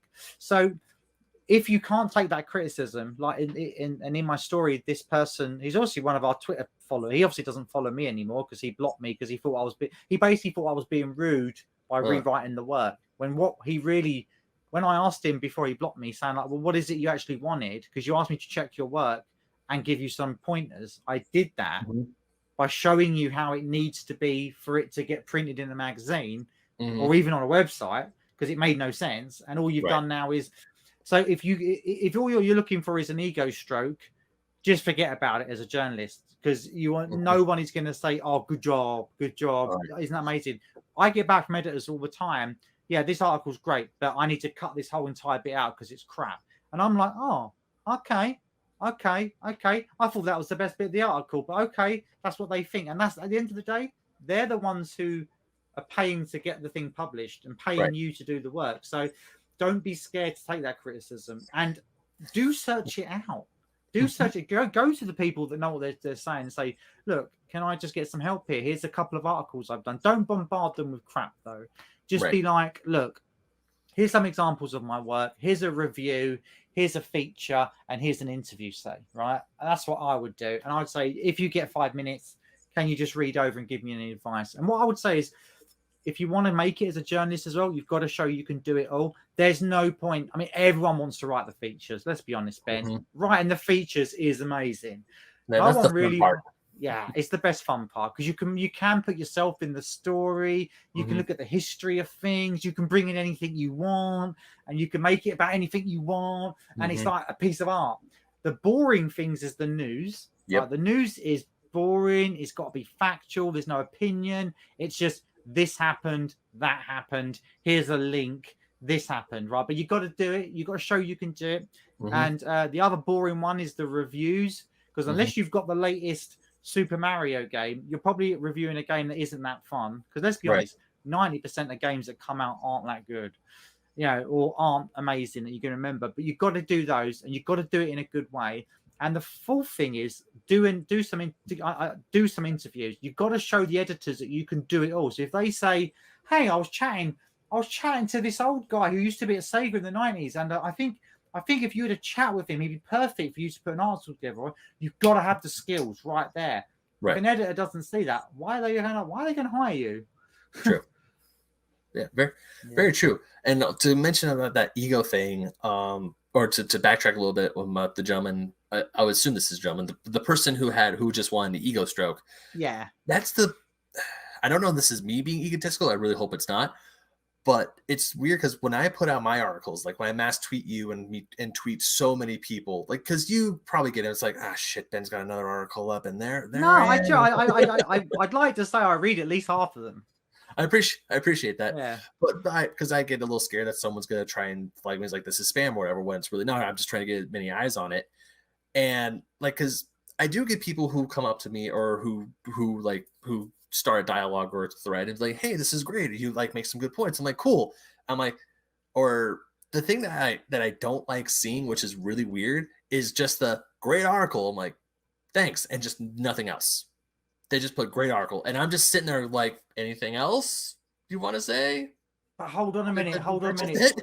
Ben, we're coming back to this. It's not about you thing. And let me explain it. All right. So you want the feedback, which is awesome. Who doesn't? I mean, if you can get someone that, can tell you what's great about something or not great about something, or how to improve it or what to do next time, that's amazing. But also, if someone genuinely thinks it's a great article, they're your consumers. Your consumers don't need to tell you you're doing a good job. They just need to read your stuff. So if it's someone that you want their opinion, but they might not know a lot about writing an article, they might just be like, yeah, I enjoyed that. Actually, that was really great. Thanks for the article. Because I don't know who you tag in there. I don't necessarily click on all the people you tag. I just have a look, and I'll read it. But what I would say is, any kind of feedback is good. And we always want more, but you got to remember, it's not about you. It's about how that person's interacting with what you're writing. So it's, that's the thing about being, if you want to be a game journalist, you got to, or any sort of journalist, any sort of writing, you got to take yourself out of it. The only way you're going to get that sort of feedback you want is if you probably, in a private way, message someone that you respect in the industry and say, look, this is what I'm trying to achieve. Here's some, like we were just saying, and get someone more intimately to give you some feedback where they actually take the time out to mentor you a little bit, rather than just, if you're throwing out there to the world, that's great.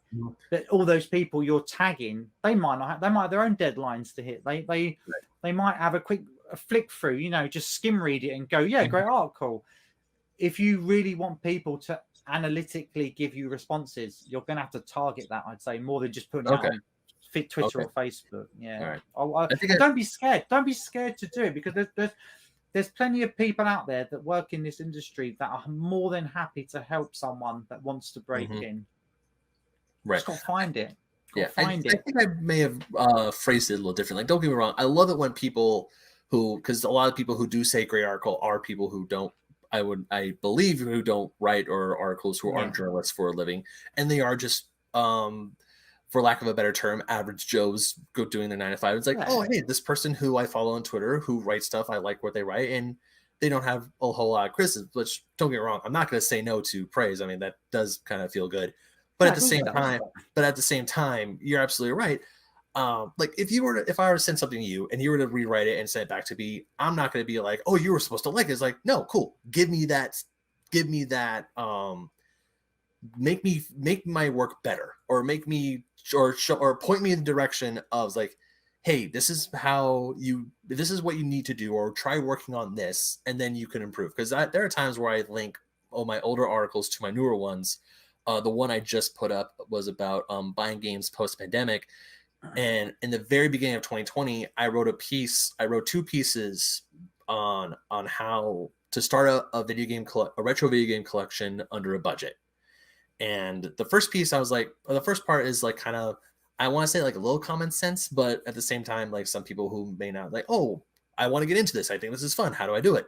But now that we're getting to post-pandemic, the retro game market has completely shifted and completely changed. The second part of that piece had averages of game console prices at one of my local shows. But those prices may be different comparing from my part of the country to, say, someone in Texas, someone on the Eastern Seaboard, or since I tag people all around the world, all over the world. Like they might see a price and they not realize this is American prices. Then they go to their stores. So hold on a minute, this is like 50 more quid than I thought this was going to be. That bastard lied to me. Yeah, no.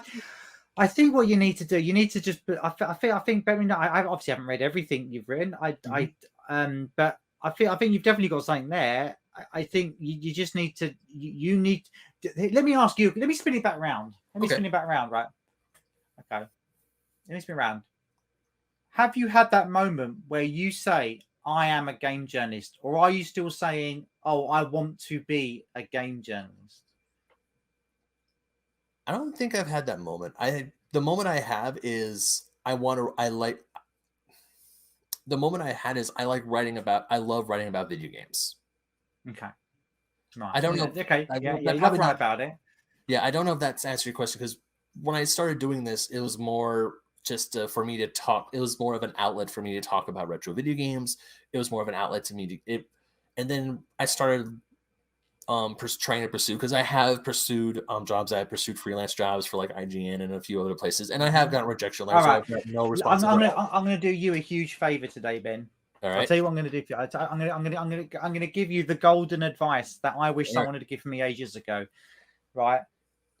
You just said to me there, you wanted an outlet. You wanted to write about this. You.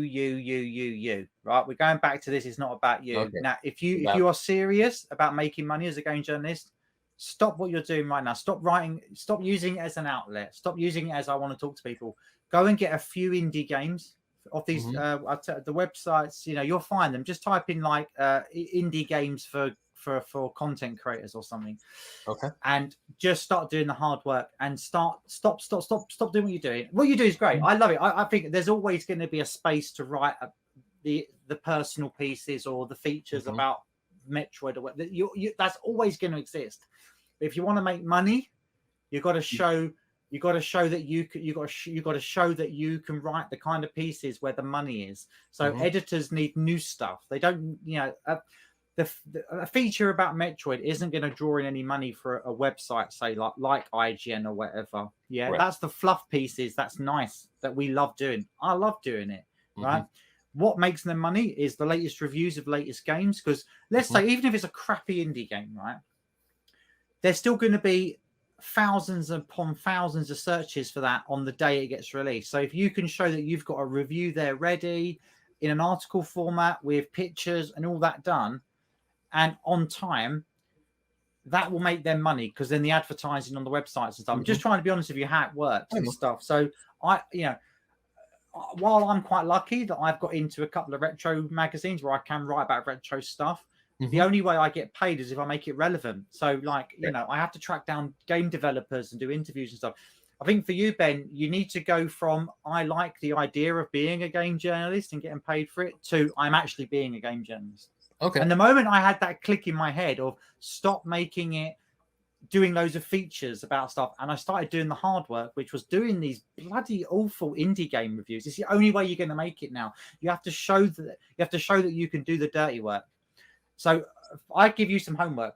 I want you to sign up to a content creator website. So if you Google something, I'll tell you, I'll give you the name of the website. Have you got a pen and paper there? Oh, actually, I can send it to you on an email, can't I? Oh, that works too. Yeah, I'll send you at the end of this. I'll send you over what I use, and you can because you've got a Twitter with followers and stuff, right? Yeah, so you'll be able to find anyway. You need to get yourself an indie game that looks really rubbish, that you know you're going to hate, and you've got to review it, and you've got to do it properly, and not go, oh, this game's rubbish, and you've got to sit and play it, and you've got to do it, right? And the other bit of the homework is I want to see you do an interview. You've got to find a developer or a publisher or someone that makes music for video game, but someone new, not something new.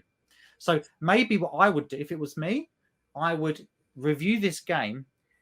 And then at the same time, I would be saying to the developer, I'm reviewing your indie game. Thanks for giving me the key, by the way. Can I do an interview with you about this process? And start building up those skills. If you can't review crap games and you can't interview people that are in the game industry, you'll never make it. Okay. That's actually good advice for those who want to get into the video game industry. Yeah, you got to do dirty work. You got to start somewhere. And I mean, there is this grandeur, this thought process of, oh, I'm going to be writing features for Nintendo Magazine or whatever. Yeah, great. I mean, that's my dream. My job, my dream job is to be a feature writer for Retro Gamer Magazine. I am about this far away from that at the moment because I have to show that I can do all this nitty gritty work, doing these indie game reviews, doing interviews with people that probably aren't that interesting and isn't that interesting to read, but you've got to do it. And the news as well. You've got to start writing some news articles. It's hard, Ben. It's hard. And it's not a lot of money in it. No. But that's how you do it. Yeah. So currently you're writing for Fusion. What other magazines have you written for? Have they all been UK publications or have they all been international publications?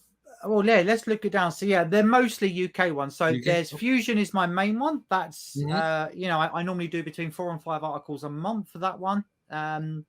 All various things as we've been discussing, features, reviews, interviews, whatever.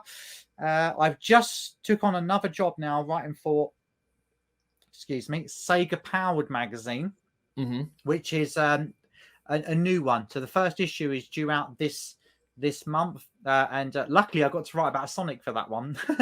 So they were like, Faith, can you come? We want you to work for us, but can you just write about Sonic for 4 articles? I'm like, yeah. So that was a lucky break.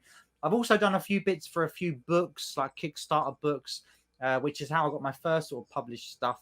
Always good for those things. Yeah, if you see Kickstarter books that are like, especially if you like your retro games and stuff, approach them. Are you looking for writers for this book? There was a Dreamcast one that was it's going to be due soon, and I sort of went to them and said, look, Dreamcast is my thing, and they were like, yeah, right, saying. The other one is Lost in Cult. I've done only one bit for, and then various websites, lots of different bits and pieces here and there. But if you want to get to that point, though, I got a bit lucky. I got a bit lucky with the magazines, and I'll tell you what got me those jobs to the magazines is I have a good presence and a very authoritative aura about me when it comes to especially certain types of games, and those publications wanted that. They were a bit like, we need this, what the Retro Faith brand does, can we have that in our magazine? So you've got, as much as I'm sort of saying here, it's not about you, because it's not, but you still need to be Ben the journalist, like I'm Retro Faith the journalist, and you have to have that air of authority about you. It's a hard thing to explain, and it's not really you've got it or you haven't. But yeah, so they're the magazines. Sorry, totally off topic there. But yeah, and a few other bits. I'm trying to think of them all now. Yeah, a few books I've done for, but the main magazines are Sega Powered now, Fusion, and the odd one for this Lost in Cult one. Okay. I had a question in my head. I should have wrote it down. Dang it. Okay. I just remembered. So, like, growing up, obviously huge Sega fiend, a huge fan of Sega. was there one magazine that you remember, and if you were able to bring that magazine back, what would it be and why? That's a really hard question. I really liked a magazine called CVG, which was Computer and Video Games, and it was a little bit of a kind of tongue-in-cheek, childish, very boyish, very kind of like, you know, kiddie boy humor to it. But what I liked about it was it didn't take itself too seriously, and the reviews were fairly short. Like they very rarely go more than like three or four pages, whereas other magazines like Games Master or the official magazine stuff, they would tend to like go, oh, we got this new game out, and then write 20 pages about it. And it's like, I just wanted to know if it was good or not, you know, before I buy it. So CVG, it wasn't the best magazine. It was quite poorly written, but there was just something about it that I really liked. Yeah, there's one magazine that I remember owning. I had like a few issues because once again, we just buy them off the magazine rack when we were at the store with my mom. I don't know if you guys got it, but it was called Tips and Tricks. It was one of those old cheat code magazines that they also did like features of like what was coming up, what was coming out. And unfortunately, the way of the cheat code has kind of died, and it makes me sad a little bit. But I loved having those books, those magazines where I could just flip through, and they had a bunch of cheat codes for all these different games. We had that. It wasn't called Tips and Tricks, but we had something very similar, and I can't remember the name for it. It might have even been called that. But talking about the idea that game codes are now a thing of the past, and do you know why that is? It's because the games don't make you put them in. Like, how many games have you played where it's got a rewind feature now, or infinite lives, or the checkpoints are every 10 seconds sort of thing? You don't need game cheats anymore because games are just too easy. Yeah. Or I think the cheat codes, going to something like, say, GTA 5, you can still there's a way to put in cheat codes. Like you can have like all the ammo just to like rampage. You can raise your wine level. I think those will never go away. But I remember there's one cheat code for Mega Man X4 that I absolutely loved. And unfortunately, I can't remember off the top of my head, but it was a cheat code to change Zero's armor color. It went from red to black. And I thought that was the coolest thing. A black Zero. That would be awesome. Yeah. I have to see that now.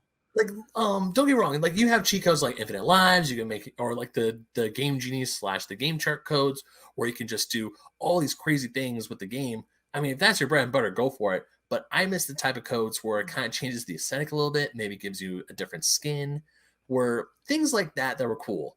And also, there's another cheat code that gave me the ultimate armor for Mega Man X, which was how I played through the game one of my first times. Because as a kid, Mega Man games were still very difficult, and I wasn't Mega Man, yeah. See, now we're talking Mega Man X games. They are amazing. The first one on the SNES. I played that all the time. I love that game. That's one of my favorite games. I love Mega Man so much. But like you're saying, the rewind feature, because I have the Legacy Collection on my Switch for both X regular and the ZX games. I was playing the original Mega Man on the NES Mega Man on my Switch. And yeah, I used the rewind feature quite a few times because there are times where I just couldn't get the stupid jump and I didn't want to start all the way back to the beginning of the stage. Yeah, so you just rewind it. Yeah, it's too easy, isn't it? I watched my boyfriend playing. He really he's a big NES fan, and I watch him playing his Switch sometimes, and he's constantly doing the rewind. When I ask him like, why should you do that, he says exactly that. It's just, do you know what? I haven't got time to sit here and learn all this again. I just want to play the game and enjoy it. And do you know what? If the rewind feature makes it enjoyable, hey, just go it. I'm all for people enjoying things. You know, while I do like a challenge, I am a competitive games player. I want to speed run stuff. I want to get the high score, and all that will always have a place. It's still got to be enjoyable. So, you know. I mean, don't get me wrong. I do want to go back and play it without using the rewind feature, because I know getting past the Yellow Demon and beating Dr. Wily in the first Mega Man game is one of the hardest, most like people like. I remember when Crash the Insane Trilogy came out and people were like, "Oh, is this like Dark Souls because it's so hard?" I'm like, "No, it's just a platformer that you got to get really, really good at. You got to know the patterns. You got to try and memorize things. It's like the pattern for the Yellow Demon. I don't know the pattern for the Yellow Demon, but I know there is one, and I know it's very difficult to get down because holy crap, it took me a long time, even with the rewind feature, to just move like a pixel lower or a pixel to the left, so it was out of my hitbox, so I can like attack him and beat him. It's It freaking is, it is. hard. And do you know what? I kind of miss that about games when games were genuinely hard, like Mhm. actually hard. Like I know people say Dark Souls is hard. I tell you what, when I've only played it, I played it for a couple of hours, and someone was watching me play it on stream, and they said, "Oh, you must have played this game loads." And I said, "No, why is that?" They went, "Oh, because you've got really far in only a couple of hours." And I said, "Yeah, you just got to learn the patterns." And they're like, "What do you mean?" I'm like, "It's just a pattern game." So Mhm. yeah, if you just step away and just look at what the enemies are doing, you'll spot exactly how to hit them. It's not hard. So It just takes practice. yeah, it does. Now we're coming up a little bit on time here, but before we leave, Yeah, yeah, yeah, we are. Yeah. there is one thing I do want to ask you, and as a games journalist, a hot topic in games journalism or in game journalism circles that I've witnessed is, of course, video game difficulty. It happened with Metroid. It's been happening with Dark Souls and with Crash. What is your view on? Essentially, I want to know what your take is on video game difficulty because we'll get into my take afterwards. But essentially, my take is if you're having fun, go for it. If you don't like a game, you just don't like a game. And I'm more of a look. If you want to change difficulty level, that's all for it. But if it's not there, I'm not going to complain about it. That's my view. But I want to know what your view is. I think it depends on the game. Now, if it's a game that's designed for the mass market, like something like Forza Motorsport or Horizon or whatever it's called, like I think it's important for games like that to be really accessible for all gamers of all ages and experiences. So I think it's important to have an easy mode, or for Mhm. those people that want to be involved but might not have the experience or the skills or whatever. But then at the same time, I think it's important to have a super hard mode for the veteran people that want a real challenge, and then the Mhm. bit in the middle for the casual gamer. I think there's some games though where it kind of gets, it shouldn't be in, and I'm gonna sound a little bit like a putting on my old school hat a bit too much, but I review a lot. I always hunt down shmups, like shoot 'em ups, like 2D Mhm. shoot 'em ups on the Switch or whatever, indie games. I always hunt them down and say to the developer, "Give me a review code." But when one of those has like a super easy mode, or I tell you what, I will sum up my argument on this. I've been playing Monkey Ball recently, right? Mhm. And Monkey Ball's a hard game. Right. I mean, just to play it casually and have a bit of fun, it's okay. If you want to seriously get good at it though and complete the later levels, it is hard and you need to practice. Now, I was noticing it as I got to the later levels. If I died more than 5 times, a little flash thing would come up saying, "Do you want us to put this level in easy mode?" And it made me infuriated as a gamer because I'm like, no, I'm a serious games player here. I want to play this on the hardest setting I can because I want the challenge. But then after I kind of got over that initial rage of how dare you say I need to put it in easy mode, to realizing that actually, if I'm more of a casual gamer and I like the look of Monkey Ball and I bought it and I'm now struggling, I now have the option for the computer to recognize that and put it in an easier mode for me so I can enjoy the game. It comes back to this enjoyment because you'd be devastated if you spent 30 quid on a new game and then you couldn't get past the first few levels because it was too Mhm. hard. You'd be like, "Oh my God, what's happened here?" So my answer is I personally don't really care about difficulty settings because I will always start on normal and work my way up. But I do understand that not everyone has the time or the Mhm. skills to play a game like that. So, in the right circumstances, having an easy mode or a rewind feature or whatever is absolutely fine. Mhm. Because I was recently playing Mario 3D World with my girlfriend, and there's a little thing that if you die a certain amount of times in a certain level, a little golden Tanuki leaf will pop up, and if you hit it, you get a golden Tanuki leaf, which grants you invincibility. The Tanuki Yeah. suit, you can fly. Essentially, you could fly across the level to beat it. And I kept telling her not to go grab it because I was trying to 100% complete the game, and in order to like I guess truly according to the YouTuber known as completionist, in order to truly complete the game, you can't get that because I guess at the end of the screen, once you get these certain stars, if you never use the Tanuki suit, the stars aren't shining. And if the stars aren't shining, like they'll be there, but if they don't like sparkle a little bit, then you It didn't knows you. actually. It knows you use the crutch sort of Yeah, thing. Yeah. you use the Yeah. crush. Now, of course, if you're a casual gamer and you're there just to have a That's good time, fine. by Yeah. all means, use the Golden Tanuki because there are levels in that game, especially a level called Champions Road, which infuriates the living hell out of me. I still haven't beaten the damn thing, but there are other levels that are challenging, and I wanted because I knew we could beat it, and I was like, I'm going to push myself. I want to actually do this. So I try and tell her, like, please don't get that, because this is the way I want to do it. But then later on, if we're going to do it, play it again, and it's like, hey, this level's really difficult. Screw it, let's just get the Tanuki leaf. Let's just do it. Yeah, I think that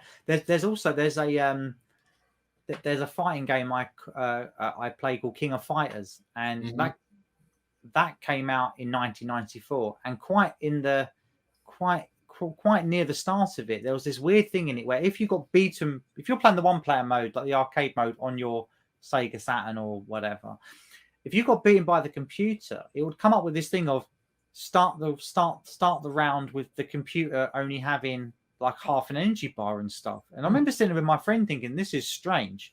But then when we started realizing, actually, this isn't a game that we want to master and 100%, and actually, we're just playing it more for fun. Actually, it's okay once in a while if we're struggling against one of the characters to use that. So I think at the end of the day, computer games have got to be entertaining. They've got to be fun, and the developer wants people to see as much of the game as possible. Right. I was looking at an interesting study where something like 90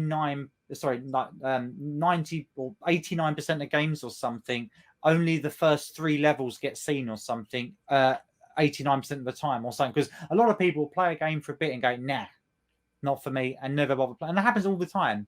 But so if you make a game too hard, unless that game's got a really good, like, unique selling point to it, like it's Street Fighter or it's Mario or whatever, how many people can actually bother to play it and complete? I play some really hard indie games, and I'm just like, this is doing my head in, because if I didn't have to review this, I would have turned this off by now and never go back to it.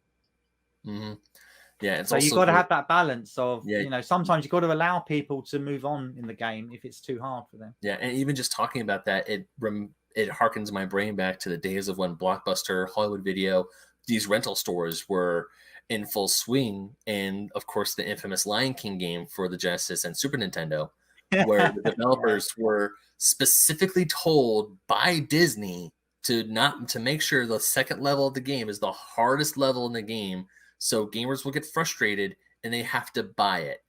Yeah. And 20 years, and of course 20 plus years down the line, they actually apologize. It's like, look, we know we made this game too hard and we're sorry.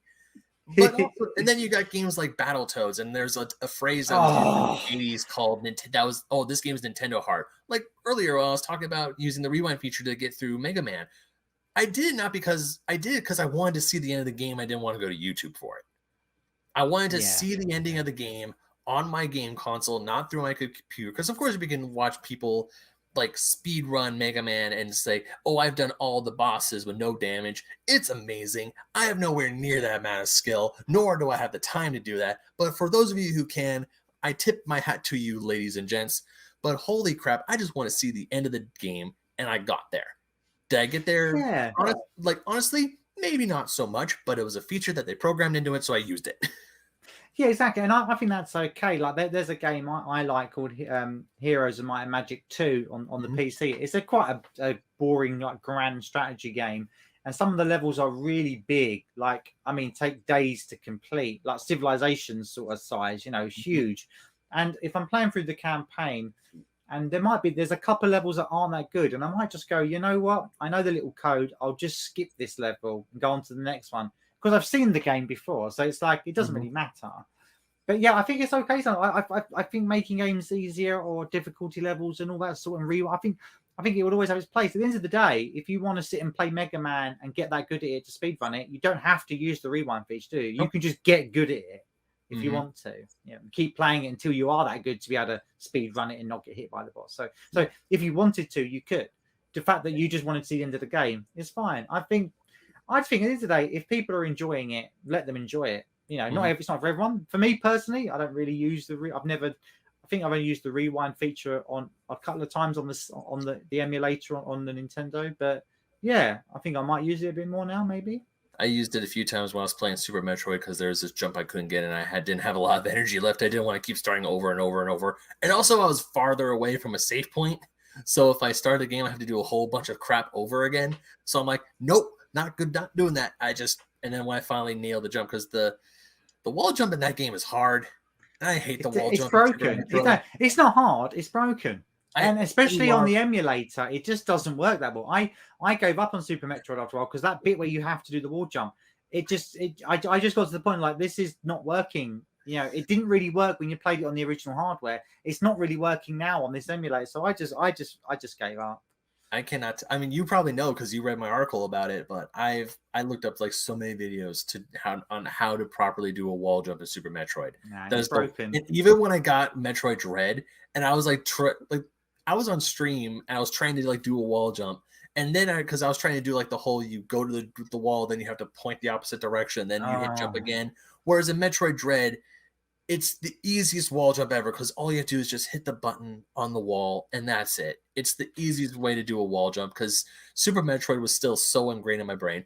One of the absolute best Metroid games ever made. I absolutely love it, but I hate that wall jump. That wall jump it ruined the game. Do you know, it's the only part of the game that is rubbish. Is that part of Super Metroid where you got to do that wall jump. It is make or break time, I think, for a lot of gamers. Most people I've spoken to about it are like, "Oh, I love Super Metroid, but I didn't." A lot of people say, "But I didn't get past the wall jump bit because it was just too hard." Not only that, there's an item on the very top of that wall jump bit that you have to do an extra wall jump. You have to time it a certain way, and if you want to get 100% completion, you have to get that item that's just nestled up there in that little thing. I got it. I hated it, but I got it. Yeah, I probably did get that. I tell you what was the one thing that always sticks out in my mind is on the original Mega Man X on the Super Nintendo, where there's one bit where you want to get the Ryu fireball, and you've got to do first of all that sort of jump where you can you push against the wall and then you jump out, like he leaps out that weird leap. But then when you get there, you've got to have the boost, the air boots, where you can then boost along. And then get to another bit where you got to do that again. Oh man, that took me about an hour. Oh god, it was so hard. But the rewards was brilliant because I got the Hadouken. Not only that, Mega Man with the Hadouken is awesome. Yeah, not only that, you have to make sure you have over 9 lives. But luckily, there's this little bat dude because this is Armadillo stage. I remember getting this specifically. Yeah, there's this little Mega Man, the original Mega Man bat villain. You kill him. And then it drops an extra life. You get a bunch of those extra lives. Like you go off the screen, you come back, it regenerates. Yeah. You rack up those extra lives. You fall into your death 3 times. And on the 4th try, you do the jump and you can properly get the Hadouken. And I got the Hadouken. Awesome. And it was because I heard legends about getting the Hadouken in Mega Man X. And when I got my SNES Mini, of course, I played it. And then I was like, I got all the items, I got all the armor parts, I got all the sub tanks and everything, the life ups, I got it all, and then I'm like, I'm gonna get the Hadouken. I got the Hadouken, and it's just so satisfying when little Mega Man X goes Hadouken. That's right, and then it's amazing, isn't it? And then you got the Shoryuken as well, haven't you? Got both of them. Was that in Mega Man X2? I think the Shoryuken. The Shoryuken is X2. There's 2 super secret parts of Mega Man X, and there's the Hadouken. What's the other thing? There's another thing. Is it like the super armor where you can't die or something, or it takes ages for them to kill? Oh, I can't remember. Anyway, great stuff and hard to get. And I miss that about games where things were genuinely hard, like actually hard to do, and you had to actually get good at the game and actually practice it to get that good. I think games baby us a bit too much these days, just a little bit too much. A little bit. But that's because games are for everyone now. Whereas when I started playing games, they kind of was just for geeks. You know, it wasn't for everyone, but now it's for everyone. Yeah, now it's for. I cannot tell you how happy it makes me feel that I could walk down the street wearing like my Samus Aran T-shirt, wearing my Super Nintendo hat, or I whip out my Game Boy wallet or my Kingdom Hearts wallet. And people look at it and go, "Oh, hey, I love that game," or "I love that thing," and they compliment me on it instead of threatening to beat me up like I was in middle school. Yeah, that's it. Man. Well, anyways, Faith, thank you so much. Yeah, I better go. Yeah, thank you so much for coming on, for giving me and definitely my listeners who are thinking about getting into games journalism really good advice. Yeah. And also, thank you so much for your time. Thank you so much coming on here and just chatting with me for a few hours. No, I've enjoyed it. We've got to keep this going. You know, I think we could do a lot of things together. You know, we should really keep it going. I think. Because I know you mentioned that you wanted to do a podcast yourself, so I do, and the more I'm talking to you, I'm thinking this is good. Yeah, maybe I could just maybe I could just learn a bit from you. You could teach me a bit about doing the podcast. I mean, Yeah. I've been doing podcasting for over 5 years, so I know a little bit, just a tad. Okay, there you are. Then we could help each other. I could help you get improve your writing, and you could help me improve my podcasting. Well, the good news is you got all the essentials right in front of you right now. You got a computer, you got a microphone, you're good. I'm good. Bob, all right then. Yeah, Ben, I bet it's getting late now. Yeah. Well, So anyways, before you go, Faith, where can people find you on the internet? The best place is retrofaith.net, which is like my kind of website. But to be honest, that's more like a portfolio of my work and stuff. I'm on Twitter, retrofaith. I think it's retrofaith1. I do a bit of YouTube, but not really. So forget that one. I think Twitter's my favorite one. Yeah, so retrofaith1 on Twitter would be the best place to find me anyway. And then from there, there's other things. Yeah, definitely. So yeah, definitely check out Retro Faith on Twitter. You can find me personally at BenMagnet27 on Instagram and Twitter. I know, Faith, you already know that place. But of course, Basement Arcade pause menu. We're part of the Fake Nerd Podcast family of podcasts. Go to fakenerdpodcast.com. Links to everything are there. YouTube, audio feeds, our TeePublic store, our Patreon, everything is there. But of course, if you're watching this on YouTube, you're already at the right place. So huzzah. Anyways, once again, Faith, thank you so very much. And I can't wait to talk to you more about you doing your podcast and helping me with my writing. I'm looking forward to it. No worries. Thank you, everyone. Have a nice time. See you later. Right. And for now, unpause.